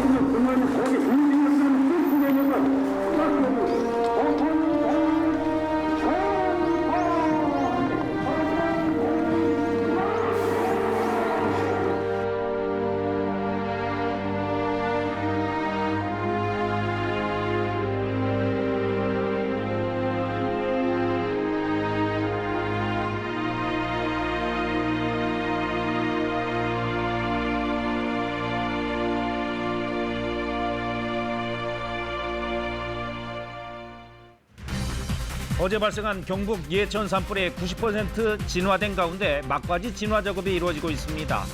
오늘도 건조하고 바람이 강할 것으로 보여 산불에 비상이 걸렸습니다. 104주년 3.1절인 오늘 전국 곳곳에서 3.1절 행사가 이어집니다. 오늘 오전엔 전국 곳곳에 눈 또는 비가 오다가 오후부터 차차 맑아지겠습니다. 학교 폭력으로 징계 처분을 받은 가해 학생 측이 행정소송 등을 통해 최종 결론이 날 때까지 시간을 끄는 사례가 빈번한 것으로 드러났습니다. 이 같은 가해자의 소송에 피해자들은 고통에서 벗어나지 못하고 있습니다.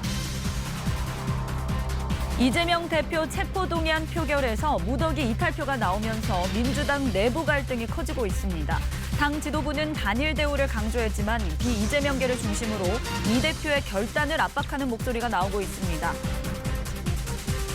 미 국방당국자가 우크라이나를 침공한 러시아가 영토를 확장할 가능성은 거의 없을 거라는 전망을 내놨습니다. 모스크바 주변 등 러시아 곳곳에 대한 공격 시도가 발생하자 푸틴 대통령이 방첩 활동 강화를 지시했습니다. 네, 뉴스광장 2부 시작합니다. 먼저 산불 소식부터 알아보겠습니다. 경북 예천군에서 어제 산불이 나서 아직까지 진화 작업이 계속되고 있습니다. 한때 주민 300여 명이 대피하기도 했습니다. 현재 산불은 90% 정도 꺼진 상태입니다. 그러나 산림당국은 산불 2단계를 유지하고 막바지 진화 작업에 속도를 내고 있습니다. 김지용 기자가 보도합니다. 산 능선을 따라 시뻘건 불길이 길게 이어져 있습니다. 경북 예천의 한 야산에서 불이 난 건 어제 오후 3시 50분쯤. 불은 한때 민가까지 접근하면서 두 개 마을 주민 370여 명이 행정복지센터와 학교 등으로 대피하기도 했습니다. 처음에 초등학교인데 초등학교 뒤에도 막 불꽃이 튀는 거예요. 그래서 뒷산에 불이 나가서 초등학교는 안 되겠다. 다시 자치센터로 옮겼거든요. 산림당국은 불이 난 지 1시간 만인 오후 5시쯤 산불 1단계를 발령했고 이후엔 2단계로 격상했습니다. 오늘 오전 5시 기준 산불 진화율은 90%입니다. 30m 상당의 불길이 남은 상태입니다.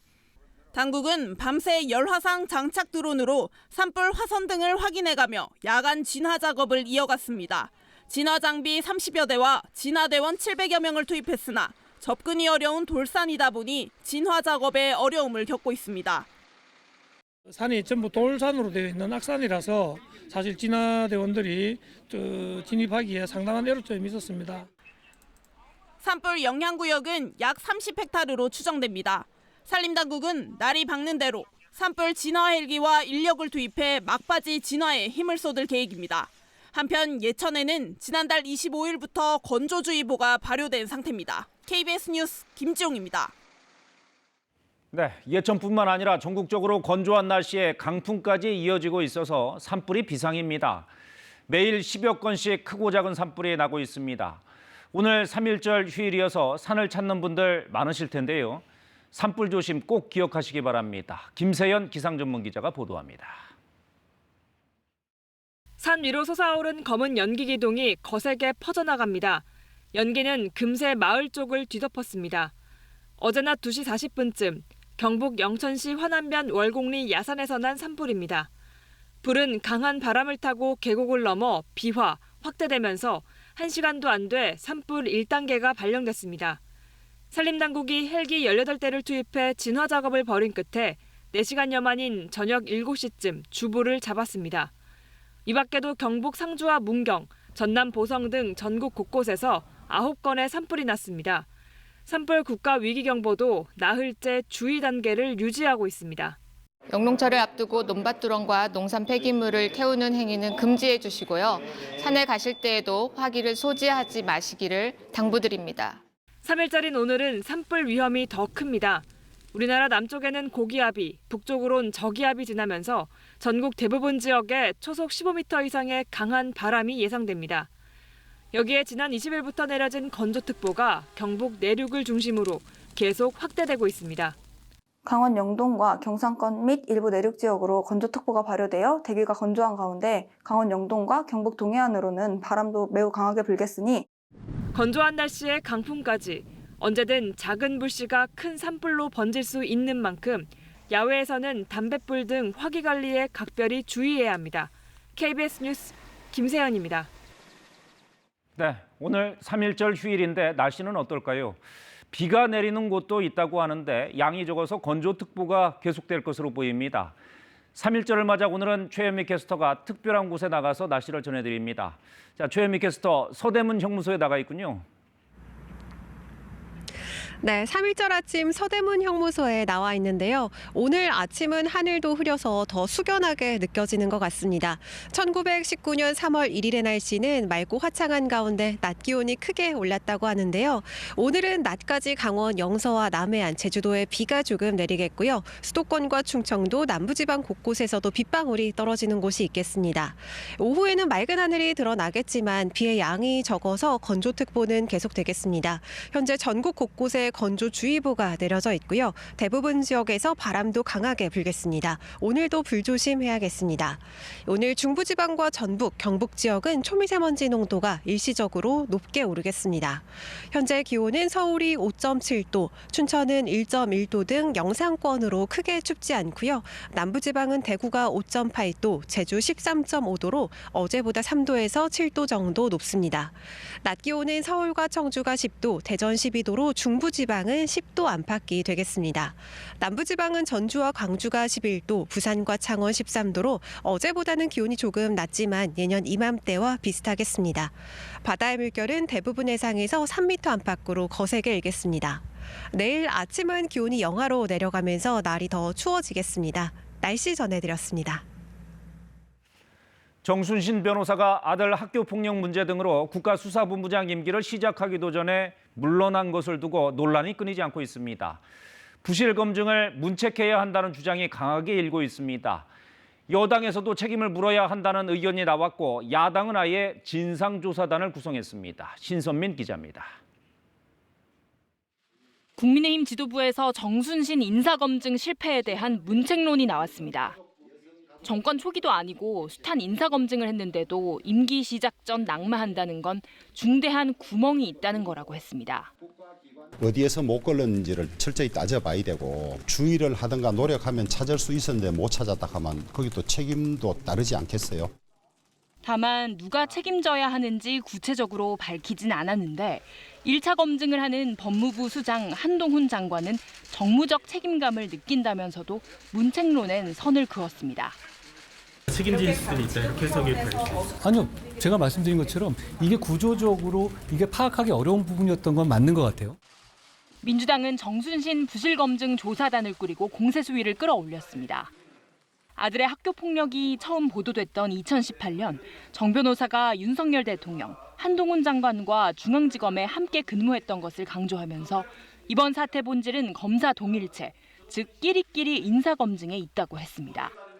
아들의 학교 폭력, 정 변호사 부부의 2차 가해, 국가수사본부장 임명 과정은 검사 기득권 카르텔을 명백히 보여준 재발 방지 법안을 추진하는 한편 법무부 산하 인사정보관리단 즉시 해체, 한동훈 장관 경질도 요구했습니다. 인사정보관리단은 윤석열 정부 인사참사의 중심이었습니다. 전직 검사들끼리 눈 감아주는 의도된 무능이라는 정치권의 문책론에 대통령실은 검증 과정에서 드러난 명백한 문제부터 해결하고 차차 보겠다고만 했습니다. KBS 뉴스 신선민입니다. 이재명 민주당 대표 체포 동의안이 예상과 달리 가까스로 부결되면서 후폭풍이 거세지고 있습니다. 이 대표는 이탈표에 대한 직접적인 언급은 피하면서 민생 행보에 나섰고 당 지도부는 단합을 강조하면서 소통을 강화하겠다고 말했습니다. 먼저 이호준 기자입니다. 아슬아슬했던 체포동의안 부결 다음 날 이재명 대표가 학교 급식시설을 찾았습니다. 민생 행보를 통해 사태를 수습하겠다는 뜻으로 해석됐습니다. 무더기 이탈표에 대한 질문에는 답변을 피하면서 민생을 언급했습니다. 이재명을 잡느냐 못 잡느냐 이런 문제보다는 우리 물가도 잡고 경제도 개선하고 사람들의 삶도 더 낫게 만드는 문제에 많이 관심 가지시기 바랍니다. 당 지도부 회의에선 체포동의안 표결 결과가 당의 혼란과 갈등의 계기가 돼선 안 된다고 강조했습니다. 일부 강성 지지자들의 이탈표 색출 움직임에도 당의 단합에 도움되지 않는다라며 중단해달라고 자제를 요청했습니다. 압도적 부결을 자신했던 원내 지도부도 표결 결과가 당의 총의에 부합한다고 보긴 어렵다면서도 그 의미를 깊게 살피겠다고 몸을 낮췄습니다. 어제의 일로 당이 더 혼란이나 분열로 가서는 안 됩니다. 이번 일을 계기로 당의 단일한 대우를 위해 더 최선을 다하겠습니다. 반면 국민의힘은 이 대표의 거취 결단을 압박했습니다.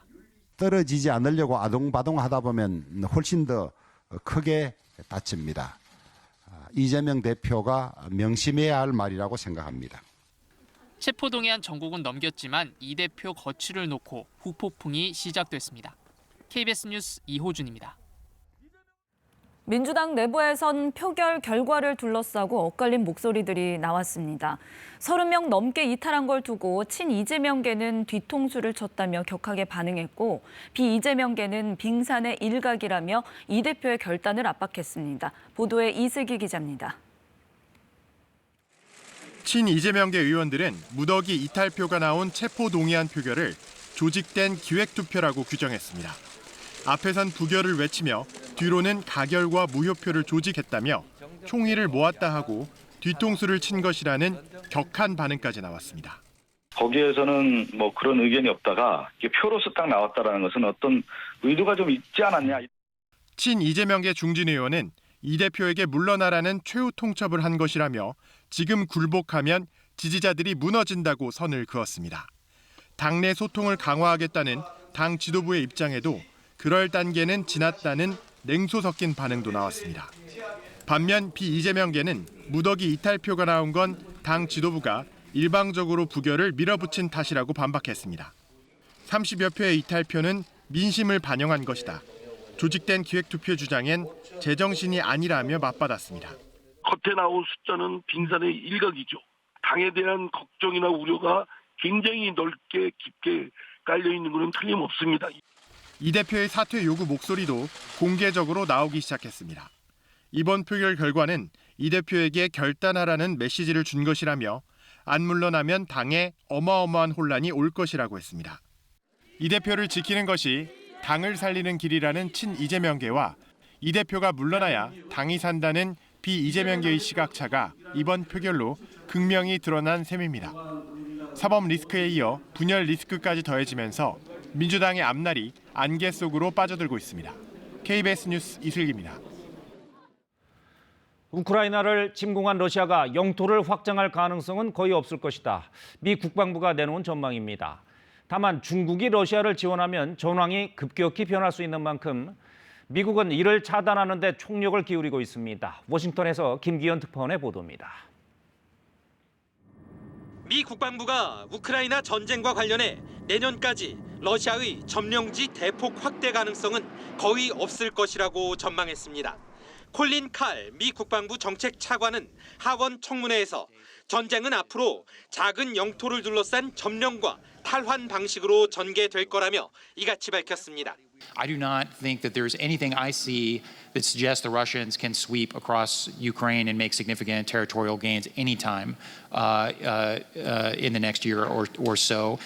러시아는 최근 공세 과정에서 수천 명을 희생한 끝에 몇몇 지역을 점령했지만 탄약 부족은 물론 보급 등에서 큰 어려움을 겪고 있다는 분석도 내놨습니다. 미국은 다만 중국의 러시아 지원 가능성을 예의주시하면서 연일 경고의 목소리를 높이고 있습니다. It can't be putting forward peace proposals on the one hand while actually feeding the flames of the fire that Russia has started with the other hand. 아직 현실화된 것은 아니지만 중국이 실제 무기 지원에 나설 경우 전황의 급격한 변화가 불가피하다고 판단한 결과입니다. China were to provide aid, lethal aid to Russia, it would significantly, or has the potential to significantly extend this conflict and again support Russia's aim of eliminating Ukraine as a country. 중국이 전쟁 확산 여부를 가늠할 중요 변수로 떠오르면서 제재와 지원 등 바이든 정부가 내놓게 될 추가 대책에 관심이 쏠리고 있습니다. 워싱턴에서 KBS 뉴스 김기현입니다. 러시아에선 본토에 대한 외부 세력의 드론 공격 시도가 있었던 것으로 확인되고 있습니다. 드론이 모스크바 주변까지 간 것으로 전해지고 있습니다. 푸틴 대통령은 방첩 활동을 더 강화하라고 지시했습니다. 모스크바에서 조빈나 특파원이 보도합니다. 현지 시각 28일 오후 모스크바에서 동남쪽으로 120km 떨어진 콜롬나 지역에서 드론 한 대가 추락한 채 발견됐습니다. 모스크바 주지사는 민간 기반 시설을 목표로 한 것으로 보이지만 파악된 사상자나 피해는 없다고 전했습니다. 수사당국은 외국 드론으로 판명됐다고 밝혔습니다.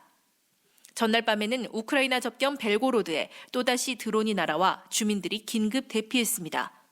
또 크림대교를 통해 크림반도와 연결되는 남부 크라스노다르와 아디게아에서도 우크라이나 측의 드론 공격 시도를 방공 시스템으로 차단했다고 러시아 국방부가 밝혔습니다. 러시아 제2도시 상트페테르부르크 풀코보 공항에선 항공기 운항이 일시 중단됐습니다. 미확인 물체가 발견됐기 때문이라는 주장이 나왔는데 러시아 국방부는 민간 항공기구와 함께 훈련을 실시했다고 밝혔습니다. 이날 오전 러시아 비상사태부는 모스크바와 보로네시주 등 러시아 내 일부 지역 방송국이 해킹돼 허위 공습 경보가 방송됐다고 발표했습니다.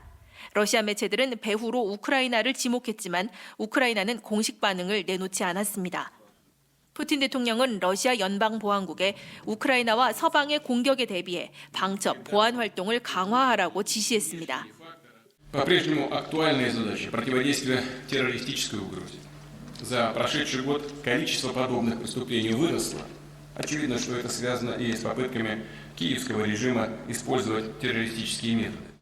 한편 푸틴 대통령은 미국과의 핵군축 조약 참여 중단을 명문화한 법에 서명했습니다. 모스크바에서 KBS 뉴스 조빈나입니다. 미국 정부가 반도체 기업에 대한 보조금 지원의 조건을 공개했습니다. 미국 정부가 반도체 시설에 접근할 수 있어야 한다. 초과 이익은 미 정부와 공유해야 한다. 이런 내용이 포함됐습니다.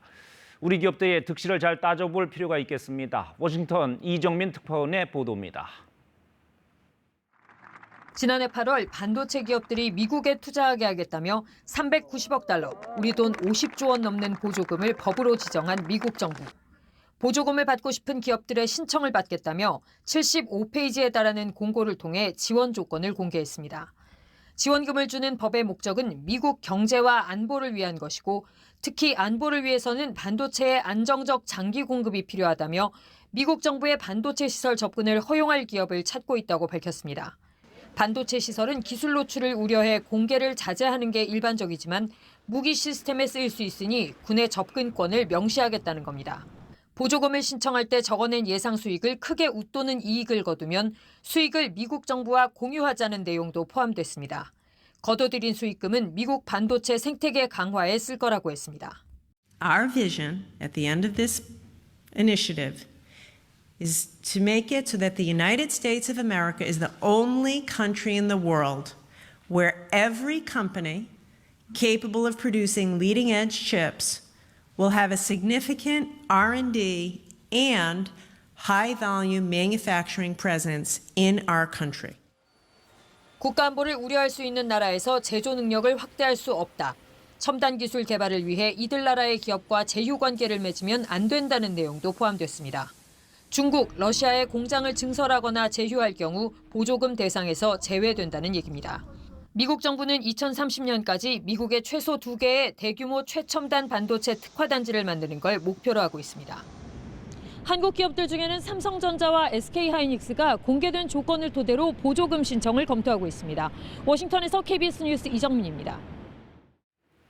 요즘 월급 빼고 다 오른다라는 하소연 여기저기서 많이 들리는데요. 실제로 지난해 물가 상승률을 반영한 근로자 실질 임금이 관련 통계를 작성한 2011년 이래 처음 하락한 것으로 나타났습니다. 신현욱 기자가 전합니다. 지난해 근로자 한 명당 평균 월급은 약 387만 원. 1년 전보다 18만 원 정도 올랐습니다. 그런데 같은 기간 물가 상승률을 반영한 실질 임금을 따져보니 약 359만 원. 1년 전보다 오히려 7천 원가량 줄었습니다. 들어오는 돈에 비해서 나가는 돈이 한 10%에서 20% 정도 더 많아진 것 같은 느낌이에요. 실질 임금이 줄어든 건 통계 대상이 1인 이상 사업체로 확대된 2011년 이후 처음입니다. 국제 에너지 가격의 상승이라든지 원자재 가격, 그리고 전쟁과 코로나로 인한 공급망 차질 등의 영향이 물가 상승에 영향을 끼친 것으로 보이고, 지난해 물가 상승률은 외환위기 이후 최고인 5.1%를 기록했습니다. 고물가는 대기업보다 중소기업의 타격이 더 컸습니다. 300인 이상 대기업 근로자의 실질 임금이 전년 대비 0.97% 는 반면 300인 미만 사업장의 실질 임금은 0.65% 줄었습니다. 세금 떼고 하면은 한 220이 안 나오는데 그 안에서 이제 월세 내고 기본적으로 고정 지출하는 뭐 통신비라던가 이런 걸 빼고 나면 식비나 이런 것도 정말 알뜰하게 써야지 가능할 정도고. 문제는 올해도 실질임금 감소세가 꺾이지 않을 수 있다는 점입니다. 3.5에서 3.9까지 전망하고 있는 상황입니다. 실질임금은 또 감소하는 모습으로 나타날 수 있습니다. 실질임금이 뒷걸음질 치면서 올해 노사 간 임금 교섭이 더욱 치열해질 거란 전망도 나옵니다. KBS 뉴스 신현욱입니다. 이렇게 소득은 줄었는데 물가는 계속 오르면서 직장인들이 부담해야 하는 비용 더 늘어났습니다. 특히 매일 쓰는 점심값이 10,000원을 넘었는데요. 그러다 보니 지출을 줄이려고 구내 식당이나 편의점 도시락을 많이 찾는다고 합니다. 손서영 기자가 취재했습니다. 점심시간 직장인들이 몰리는 곳, 편의점입니다. 가장 잘 팔리는 건 도시락입니다. 할인도 받을 수 있습니다. 일반 식당에서 먹으면 10,000원 넘고 제일 저렴한 것도 10,000원이 넘는데 편의점에서 먹으면 그래도 10,000원 이하로 좀 배부르게 먹을 수 있기 때문에 많이 이용하는 것 같습니다. 구내 식당이 최고의 복지란 말까지 나옵니다. 6,000원만 내면 주 요리와 4-5가지 반찬을 먹을 수 있는데도 밖에서 먹는 것보다 저렴합니다. 한 끼를 사 먹으려고 하면 비용이 많이 나오다 보니까 부담도 많이 돼가지고 요새는 구내 식당이 싸고 저렴하고 양도 많은데 품질도 좋은 것 같아서 많이 이용하고 있습니다. 실제로 직장인들이 간단히 점심 한 끼를 해결할 수 있었던 냉면과 비빔밥은 1인분에 10,000원이 넘습니다. 전국 점심값은 1년 전보다 16%가량 올랐는데 서울은 12,000원, 부산도 11,000원을 넘어섰습니다. 지난달 외식 물가는 1년 전보다 7.7% 오르며 8개월째 외환위기 당시를 웃도는 상승세를 이어갔습니다. 문제는 점심값이 오를 만큼 오른 게 아니라는 점입니다. 외식 물가는 원재료 가격 인상뿐만 아니라 공공요금이나 인건비 상승 등 다른 물가의 영향을 받으며 가장 나중에 오르기 때문입니다. 외식 물가 상승세는 당분간 지속될 것으로 봅니다. 가스요금, 전기요금이 하반기에 인상되면 외식 서비스 생산 원가가 상승하기 때문에 이를 반영해서 외식 물가 역시 상승할 수밖에 없습니다. 올해부터 직장인 식대 비과세 한도가 월 20만 원으로 올랐지만 최근 고물가 상황을 반영해 추가 지원이 필요하다는 목소리도 나오고 있습니다. KBS 뉴스 손서영입니다. 104년 전 바로 오늘이 만천하에 우리나라의 독립을 알린 날이었습니다. 그런데 아직도 후손을 찾지 못해 수천 명의 독립유공자 포상이 전달되지 못하고 있는데요. 지역에서는 전수하려는 노력조차 찾아보기 힘든 실정입니다. 이유진 기자입니다. 충남 부여 출신으로 일제에 항거했던 권병주 애국지사. 숨진 지 90여 년 만인 지난해에야 대통령 표창을 받게 됐습니다. 하지만 후손을 찾지 못해 갈 곳을 잃었던 권 지사의 독립유공자 포상은 최근 경기도에 사는 90대 후손을 확인해 3.1절을 맞아 전달됩니다. 하지만 부여구는 지역 출신 독립유공자 20명의 포상이 여전히 전달되지 못하고 있습니다. 아직도 찾지 못한 20여 명의 그 재적등본 미확인자를 우선 대상으로 해서 탐문과 동시에 후손을 한 분이라도 더 찾기 위해 행정력을 이제 집중할 그런 계획에 있습니다. 안타깝게도 독립유공자들은 본적이 불분명하거나 사료가 부실해 후손을 특정하기 어려운 경우가 많습니다. 후손을 찾지 못해 남겨진 충북 출신 독립유공자 포상만 169개에 이릅니다. 그런데도 독립유공자를 관리하는 충북 남북부 보훈지청에서는 포상이 미전수된 이들의 명단조차 없는 것으로 확인됐습니다. 후손에게 먼저 연락이 와야 중앙부처에 연결해주는 방식이다 보니 자치단체도 도울 방법을 마땅히 못 찾고 있습니다.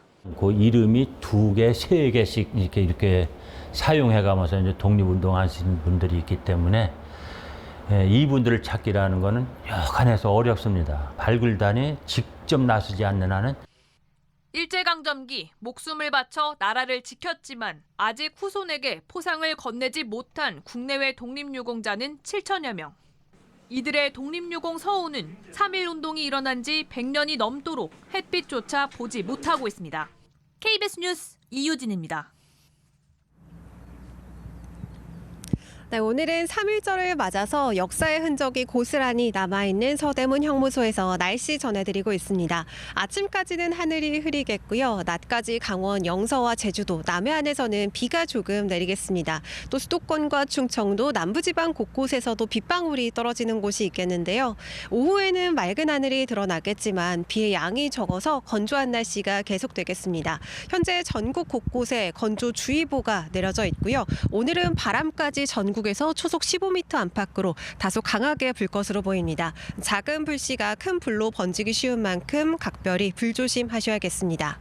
오늘은 중부지방과 전북, 경북 지역에서 초미세먼지 농도가 일시적으로 나쁨 단계까지 오르겠습니다. 현재 기온을 살펴보면 서울은 5.6도, 춘천은 1도 등 영상권으로 크게 춥지 않고요. 남부지방은 대구가 6도, 제주 12.7도로 어제보다 3도에서 7도 정도 높습니다. 낮 기온은 서울과 청주가 10도, 대전 12도로 중부지방은 10도 안팎이 예상됩니다. 남부지방은 전주와 광주가 11도, 부산과 창원 13도로 어제보다는 기온이 조금 내려가겠지만 예년 이맘때와 비슷하겠고요. 전국에서 일교차가 큰 폭으로 벌어지겠습니다. 옷차림에 신경을 잘 써주셔야겠습니다. 바다의 물결은 대부분 해상에서 3m 안팎으로 거세게 일겠습니다. 내일 아침은 기온이 영하로 내려가면서 날이 조금 더 추워지겠습니다. 찬바람도 불면서 체감온도를 더 끌어내리겠는데요. 금요일 낮부터는 다시 기온이 크게 올라서 봄에 한층 더 가까워지겠습니다. 다만 당분간 뚜렷한 비 예보가 없어서 대기는 건조해질 것으로 보입니다. 불조심해 주셔야겠습니다. 지금까지 서대문 형무소에서 날씨 전해드렸습니다. 네, 일제 강제 동원 배상금을 일본 전범 기업이 아니라 우리 기업 돈으로 지급하는 정부안이 나온 뒤 피해자 측의 반발이 이어지고 있는데요. 외교부가 처음으로 피해자 유족들과 단체 면담을 했습니다. 배상 방안을 놓고 피해자들과의 접촉을 늘리며 막바지 설득에 나선 걸로 보입니다. 면담에선 구걸 외교를 한다는 비판이 나왔습니다. 신재희 기자가 보도합니다. 일본 강제동원 기업의 소송을 걸어 대법원의 최종 배상 판결을 받은 피해자는 모두 15명입니다. 생존자는 단 3명, 12명은 일본 기업의 배상을 못 받고 별세했습니다. 박진 외교부 장관이 고인이 된 피해자의 유족들과 면담했습니다. 정부가 생존 피해자나 시민단체가 아닌 유족과 단체로 직접 만난 건 이번이 처음입니다. 정부가 전범 기업이 아닌 한일 양국 기업이 낸 돈을 피해자에게 지급하는 방안을 유력한 해법으로 발표한 만큼 면담에서 외교부는 일본의 호응을 얻어내려는 그간의 협상 노력을 집중적으로 설명했습니다. 이 문제를 더 이상 방치하거나 도외시하지 않고 진정성 있게 해결하려는 노력의 일환입니다. 제가 이 자리에 직접 참석한 것도 그러한 의지의 표현입니다. 유족들의 의견은 팽팽한 거로 알려졌습니다. 면담에선 한국 정부가 구걸한다, 돈으로 판결을 없애려고 하느냐는 비판이 나왔고 양금덕 할머니와 함께 소송한 미쓰비시 중공업 근로정신대 피해자 측은 면담에 불참했습니다. 반면 전범 기업이 배상을 거부하는 상황에서 정부가 준비 중인 방안이 비교적 현실적이라는 뜻을 밝힌 피해자들도 있었습니다. 확정된 판결만 해도 3개, 각각의 소송이 갖고 있는 시간, 또 당사자의 연령, 또 개별적인 상황 이런 것들이 다르기 때문에 또 입장도 다를 수밖에 없다라는 걸 저희가 또 잘 인지하고 있고. 면담에는 대법원의 소송이 계류 중인 피해자 측도 함께 참석했습니다. 이들이 추후 대법원에서 최종 승소할 경우 정부가 마련한 대안을 똑같이 적용할지도 주목됩니다. 정부가 사실상 막바지 의견 수렴에 들어갔다는 관측이 나오는 가운데 강제동원 협상 실무를 맡은 후나코시 다케이로 일본 외무성 국장이 지난 주말 비공개로 방한했던 사실도 확인됐습니다. 박진 장관은 조속히 해법을 마련하겠다고 또다시 강조했습니다. KBS 뉴스 신재입니다. 네, 영문을 모르는 돈이 입금돼서 이를 신고하면 계좌가 정지되는데 이 과정을 노린 신종 사기 수법이 기승을 부리고 있습니다. 금융당국이 대책을 내놨습니다. 계좌 전체가 아니라 입금된 돈만 동결시키겠다는 겁니다. 그런데 실효성에 논란도 일고 있습니다. 왜 그런지 김화영 기자가 보도합니다. 지난해 12월 서모 씨 통장에 모르는 사람 명의로 15만 원이 입금됐습니다. 곧이어 누군가 보이스피싱을 당했다며 은행에 신고했고 서 씨 계좌는 거래가 정지됐습니다. 그나마 수사 의뢰까지는 되지 않아 한 달 정도 뒤에 계좌가 풀렸지만 그 사이 불편은 보상받을 길이 없습니다. 은행은 그런 거를 뭐 보상이나 이런 걸 해줄 수 있는 시스템도 없고 해드릴 수도 없다. 그러니까 저를 먼저 이제 가해자로 만드는 거예요. 애초에 누가 피해자인지를 모르겠어요, 이거는. 이렇게 영문도 모른 채 계좌가 정지되는 사례가 지난해만 3,000건이 넘을 것으로 추정됩니다. 그런데 일부는 계좌 정지뿐 아니라 금전적 손해로 이어지기도 합니다. 보이스피싱 의심 계좌의 거래 정지를 풀려면 입금자가 동의를 해줘야 하는데 이를 빌미로 입금자가 계좌 명의자에 접근해 돈을 요구하는 겁니다. 보이스피싱 피해 방지 대책을 악용한 신종 사기 수법입니다. 이에 금융당국이 제도 손질에 나섰습니다. 분쟁 소지가 있는 금액만 묶어둔 채 나머지는 정상적으로 거래할 수 있게 하는 겁니다. 이렇게 되면 최장 석 달 동안 거래가 정지돼 불편을 겪어야 했던 피해자들을 구제할 수 있다는 게 금융당국의 판단입니다. 하지만 보이스피싱 연루 여부를 금융사가 직접 판단하게 한 셈이어서 분쟁을 우려한 금융회사가 적극적으로 대처할지는 의문입니다. 일선은행 시점에서 사기 이용 계좌 여부를 판단하는 직원들에 대한 어느 정도의 보호가 동반해야 할 것으로 생각됩니다. 금융당국은 다음 달 중 법 개정을 추진할 예정인데 해당 계좌의 거래 내역 등 여러 요소를 종합적으로 검토하는 만큼 큰 문제는 없을 거라는 입장입니다. KBS 뉴스 김화영입니다. 경영권 분쟁을 벌이고 있는 SM엔터테인먼트의 주식 거래에 이상 거래가 있었던 건 아닌지 금융당국의 조사에 착수했습니다. SM을 인수하겠다고 나선 하이브 측의 요청에 따른 겁니다. 시장에선 갖가지 추측이 난무하면서 SM 경영권 분쟁이 새로운 국면에 접어들었다는 분석이 나오고 있습니다. 보도에 박혜진 기자입니다. 장 초반부터 12만 원을 넘어선 SM엔터테인먼트 주가가 12만 7,600원에 마감됐습니다. 하이브가 어제까지 공개 매수하겠다고 밝힌 12만 원보다 비싼 가격입니다. 경영권 행사에 필요한 지분을 확보하려 했던 하이브 입장에선 난관에 부딪히게 됐습니다. 이렇게 되면 소액주주들이 공개 매수에 응하는 대신 시장에서 파는 게 더 유리하기 때문입니다. 하이브는 비정상적 매입 행위가 의심된다며 금감원에 조사를 요청하는 진정서를 냈습니다. 누군가 공개 매수를 방해하기 위해 SM의 주가를 고의로 끌어올렸다는 겁니다.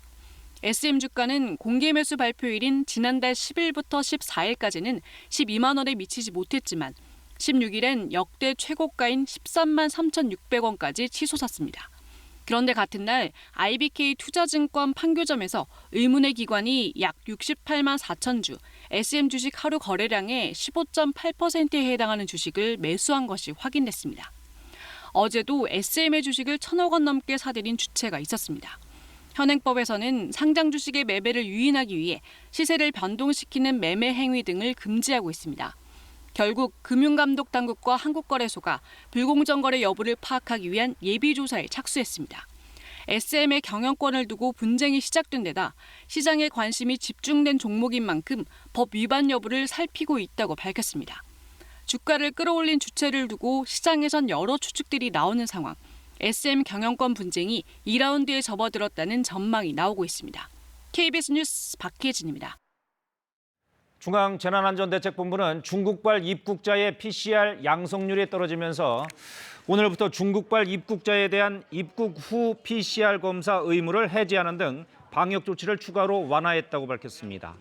중국발 항공편의 도착 공항을 인천공항으로 일원화한 조치도 오늘부터 사라져 중국에서 다른 공항을 통해 국내에 들어오는 것도 가능합니다. 방역당국은 다만 입국 전 PCR 검사와 Q코드 입력 의무는 다음 달 10일까지 연장해 다른 조치를 중단에 따른 영향을 확인한 후 종료 여부를 결정할 계획입니다. 글로벌 브리핑입니다. 일본의 8개 대기업이 함께 설립한 업체가 인공지능 등에 쓰이는 차세대 반도체 생산 공장을 홋카이도에 짓겠다고 발표했습니다. 아직 개발되지 않은 2나노급 첨단 반도체를 2027년까지 양산하는 게 목표입니다. 도쿄에서 박원기 특파원의 보도입니다. 일본 최북단 홋카이도의 관문 신치토세 공항입니다. 일본 반도체 기업 라피더스가 공항 인근 공업단지를 차세대 반도체 공장 건설지로 결정했다고 발표했습니다. 홋카이도 치토세시を我々ラピダスのですね、新たな工場を建設する場所として決定する。 홋카이도 지사는 전폭적인 지원을 약속했습니다.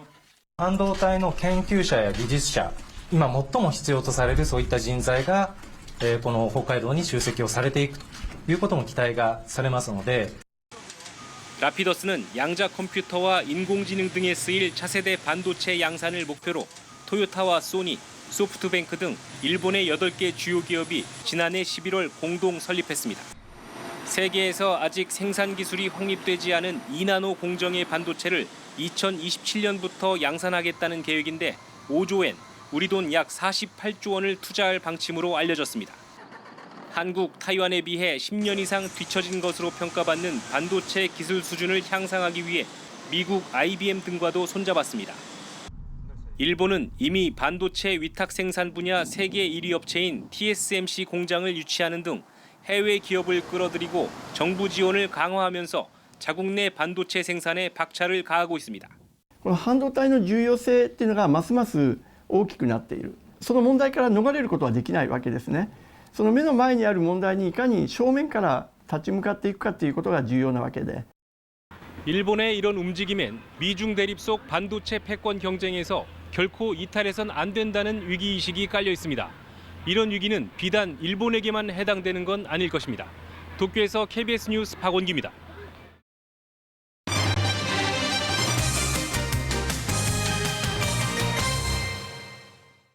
헌정 사상 최초로 현직 기초의원이 국방의 의무를 이행하면서 겸직 논란이 일고 있습니다. 서울 강서구의회 김민석 구의원 얘긴데요. 김 의원은 낮에는 병역 대책 근무를, 밤엔 의정 활동을 할 수 있다는 입장인데 병무청은 겸직은 안 된다고 유권 해석을 내렸습니다. 전현우 기자가 보도합니다. 서울 양천구 시설관리공단에서 주차 관리를 하는 32살 김민석 씨. 지난달 24일부터 사회복무요원으로 병역 대체 근무를 하고 있습니다. 김 씨는 지난해 6일 지방선거에서 뽑힌 현직 서울 강서구 의원이기도 합니다.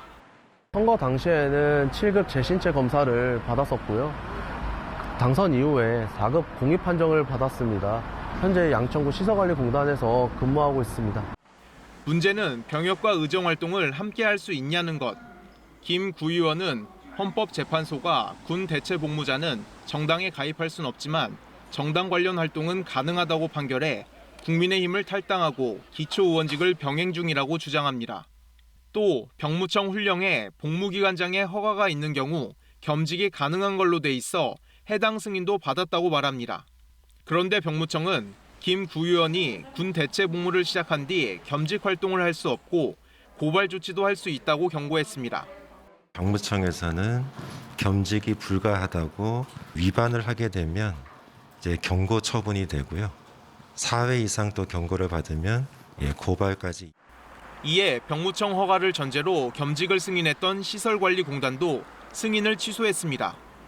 김 구의원은 기초의원직을 사퇴하거나 휴직해야 하는 상황에 놓였습니다. 집행정지 가처분을 신청을 하고 제대로 된 해석을 받고자 헌법재판소에 좀 소를 제기할 상황입니다. 지난해부터 공직선거에 출마할 수 있는 연령이 만 18세로 낮춰져 청년 정치인의 등장이 늘 것으로 예상되는 상황. 행안부는 기초의원의 군 대체 복무 첫 사례라 명확한 해석이 없다며 제도 개선을 검토하겠다고 밝혔습니다. KBS 뉴스 전현우입니다. 지난해 11월 치러진 전국 연합학력평가에 응시한 고등학교 2학년 학생 30여만 명의 이름과 성적 등의 개인정보가 유출돼 경찰이 수사를 벌이고 있는데요. 한 피해 학생이 시험을 주관한 경기도 교육청을 상대로 피해 배상을 요구하는 내용 증명을 보내고 다른 학생들과 집단 소송을 추진하겠다고 밝혀 파문이 일고 있습니다. 정기룬 기자입니다. 온라인 메신저 텔레그램의 한 단체 대화방에 올라온 글입니다. 지난해 11월 전국 학력평가에 응시한 서울, 경기, 전남 등 전국 15개 시도의 학교와 학생 이름, 과목별 성적이 들어 있습니다. 학생의 학급 석차와 전교 석차도 나옵니다. 이 파일은 텔레그램 대화방과 인터넷 커뮤니티 등을 통해 빠르게 확산됐습니다. 시험을 주관한 경기도 교육청은 해킹 가능성이 큰 것으로 보고 경찰에 수사를 의뢰하고 국민들께 사과했습니다.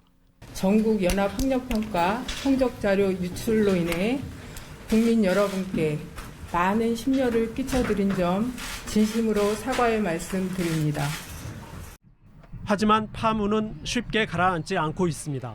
순천의 한 고등학교에 다니는 김모 군이 개인정보 유출 피해를 1인당 10만 원씩 배상하라며 경기도 교육청에 내용 증명을 보냈습니다. 김 군은 전국의 피해 학생들과 집단 소송을 제기하는 방안도 검토하고 있습니다. 앞으로도 2차례 정도 발송해 본 다음에 그 후에도 계속 이렇게 안일함이 계속된다면 이제는 실질적인 집단 소송으로 가게 될 것 같습니다.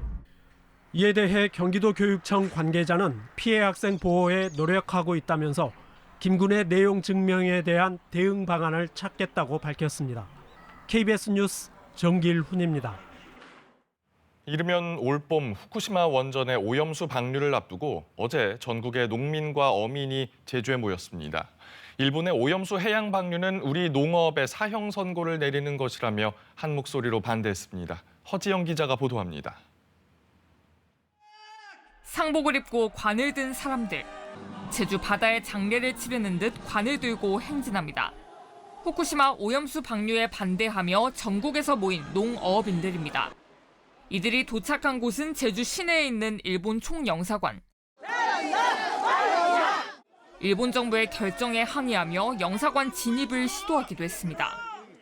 이들은 후쿠시마 오염수 방류가 자신들에겐 사형 선고나 다름없다며 농어민들의 생존권을 위협할 거라고 규탄했습니다. 그 오염된 바닷물을 우리 해녀들이 벌써 저는 거부ton합니다. 우리들의 입을 통해서 몸속으로 들어갈 수 있는 것이기 때문입니다. 특히 농수산물 소비에 심각한 타격이 예상되는데도 정부가 손을 놓고 있다고 지적했습니다. 먹거리 문제는 수치, 근거, 그것이 중요한 게 아닙니다. 제주 그리고 남해안의 그 수산업과 농업 어떻게 되겠습니까? 끔찍합니다. 농업인들은 이번 제주 결의대회를 시작으로 부산부터 서울까지 전국 반대 집회를 이어갈 거라며 해양 방류를 저지하기 위한 정부와 지자체의 적극적인 대응을 촉구했습니다. KBS 뉴스 허지영입니다. 3.1절을 하루 앞둔 어제 3천여 명의 신임 장교가 임관식을 갖고 조국을 지키기 위한 첫 발을 내딛었습니다. 두 손을 잡은 쌍둥이는 물론 외국 국적을 포기한 청년까지 임관식을 빛낸 신임 장교들을 윤소영 기자가 만났습니다. 한치의 흐트러짐 없는 행진.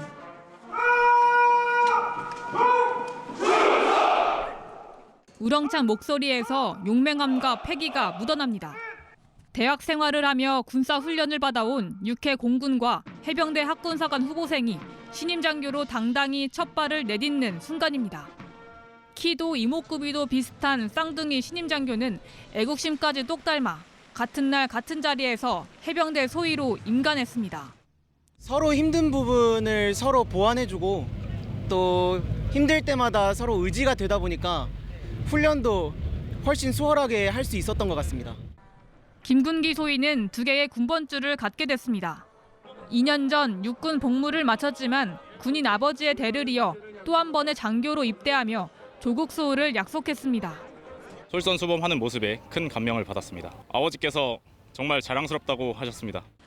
타이한 국적을 갖고 있던 이재민 소위는 당초 병역 의무가 없었지만 당당히 자신이 자란 조국을 선택하며 장교로 입대했습니다. 가족분들 국적은 대만이지만 꿈을 키우게 해준 거는 이 조국 대한민국입니다. 그래서 당연히 대한민국 남자로서 군대에 가서 나라를 지키는 게. 대학 학군단에서 2년간 군사훈련을 거쳐 소위로 임관한 신임 장교는 3,300여 명. 대한민국 영토와 영해, 영공을 지키는 든든한 파수꾼으로서의 결의를 다졌습니다. 학군장교! KBS 뉴스 윤수영입니다. 이어서 한국도로공사 연결해 교통 상황 알아보겠습니다.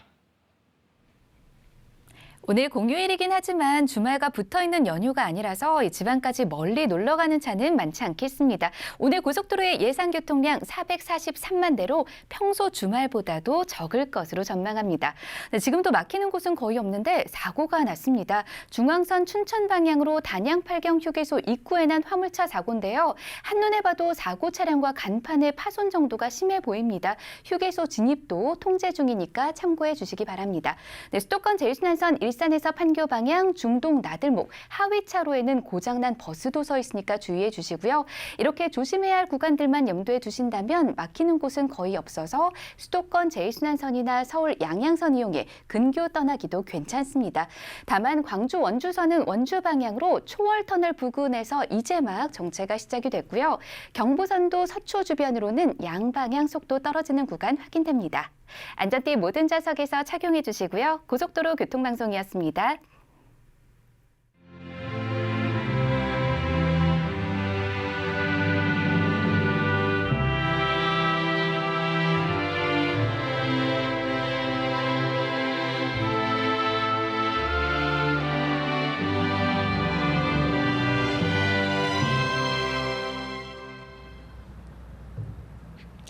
(3.1절인) 오늘은 서대문 형무소에서 날씨 전해드리고 있는데요. 잊지 말아야 할 역사를 다시 한번 가슴에 새기는 날이 됐으면 좋겠습니다. 오늘 아침 하늘은 흐린 편입니다. 낮까지 강원 영서와 남해안, 제주도 곳곳에 비가 조금 내리겠고 수도권과 충청도 남부지방에서도 빗방울이 떨어지는 곳이 있겠습니다. 오후에는 맑은 하늘이 드러나겠지만 비의 양이 적어서 건조한 날씨가 계속되겠습니다. 현재 전국 곳곳에 건조특보가 내려졌고요. 바람도 강하게 불겠습니다. 불조심해 주셔야겠습니다. 오늘은 중부지방과 전북, 경북에서 초미세먼지 농도가 일시적으로 높게 오르겠습니다. 현재 기온은 서울이 5.6도, 춘천은 1도 등 영상권으로 크게 춥지 않고요. 남부지방은 대구가 6도, 제주 12.7도로 어제보다 3도에서 7도 정도 높습니다. 낮 기온은 서울과 청주가 10도로 중부지방은 10도 안팎이 예상됩니다. 남부지방은 전주와 광주가 11도, 부산 13도로 어제보단 조금 낮지만 예년 이맘때와 비슷하겠습니다. 바다의 물결은 대부분 해상에서 3m 안팎으로 거세게 일겠습니다. 내일 아침은 기온이 영하로 내려가면서 날이 더 추워지겠습니다. 날씨 전해드렸습니다. 3.1절 수요일 아침 뉴스광장 마칩니다. 시청해주신 여러분 고맙습니다.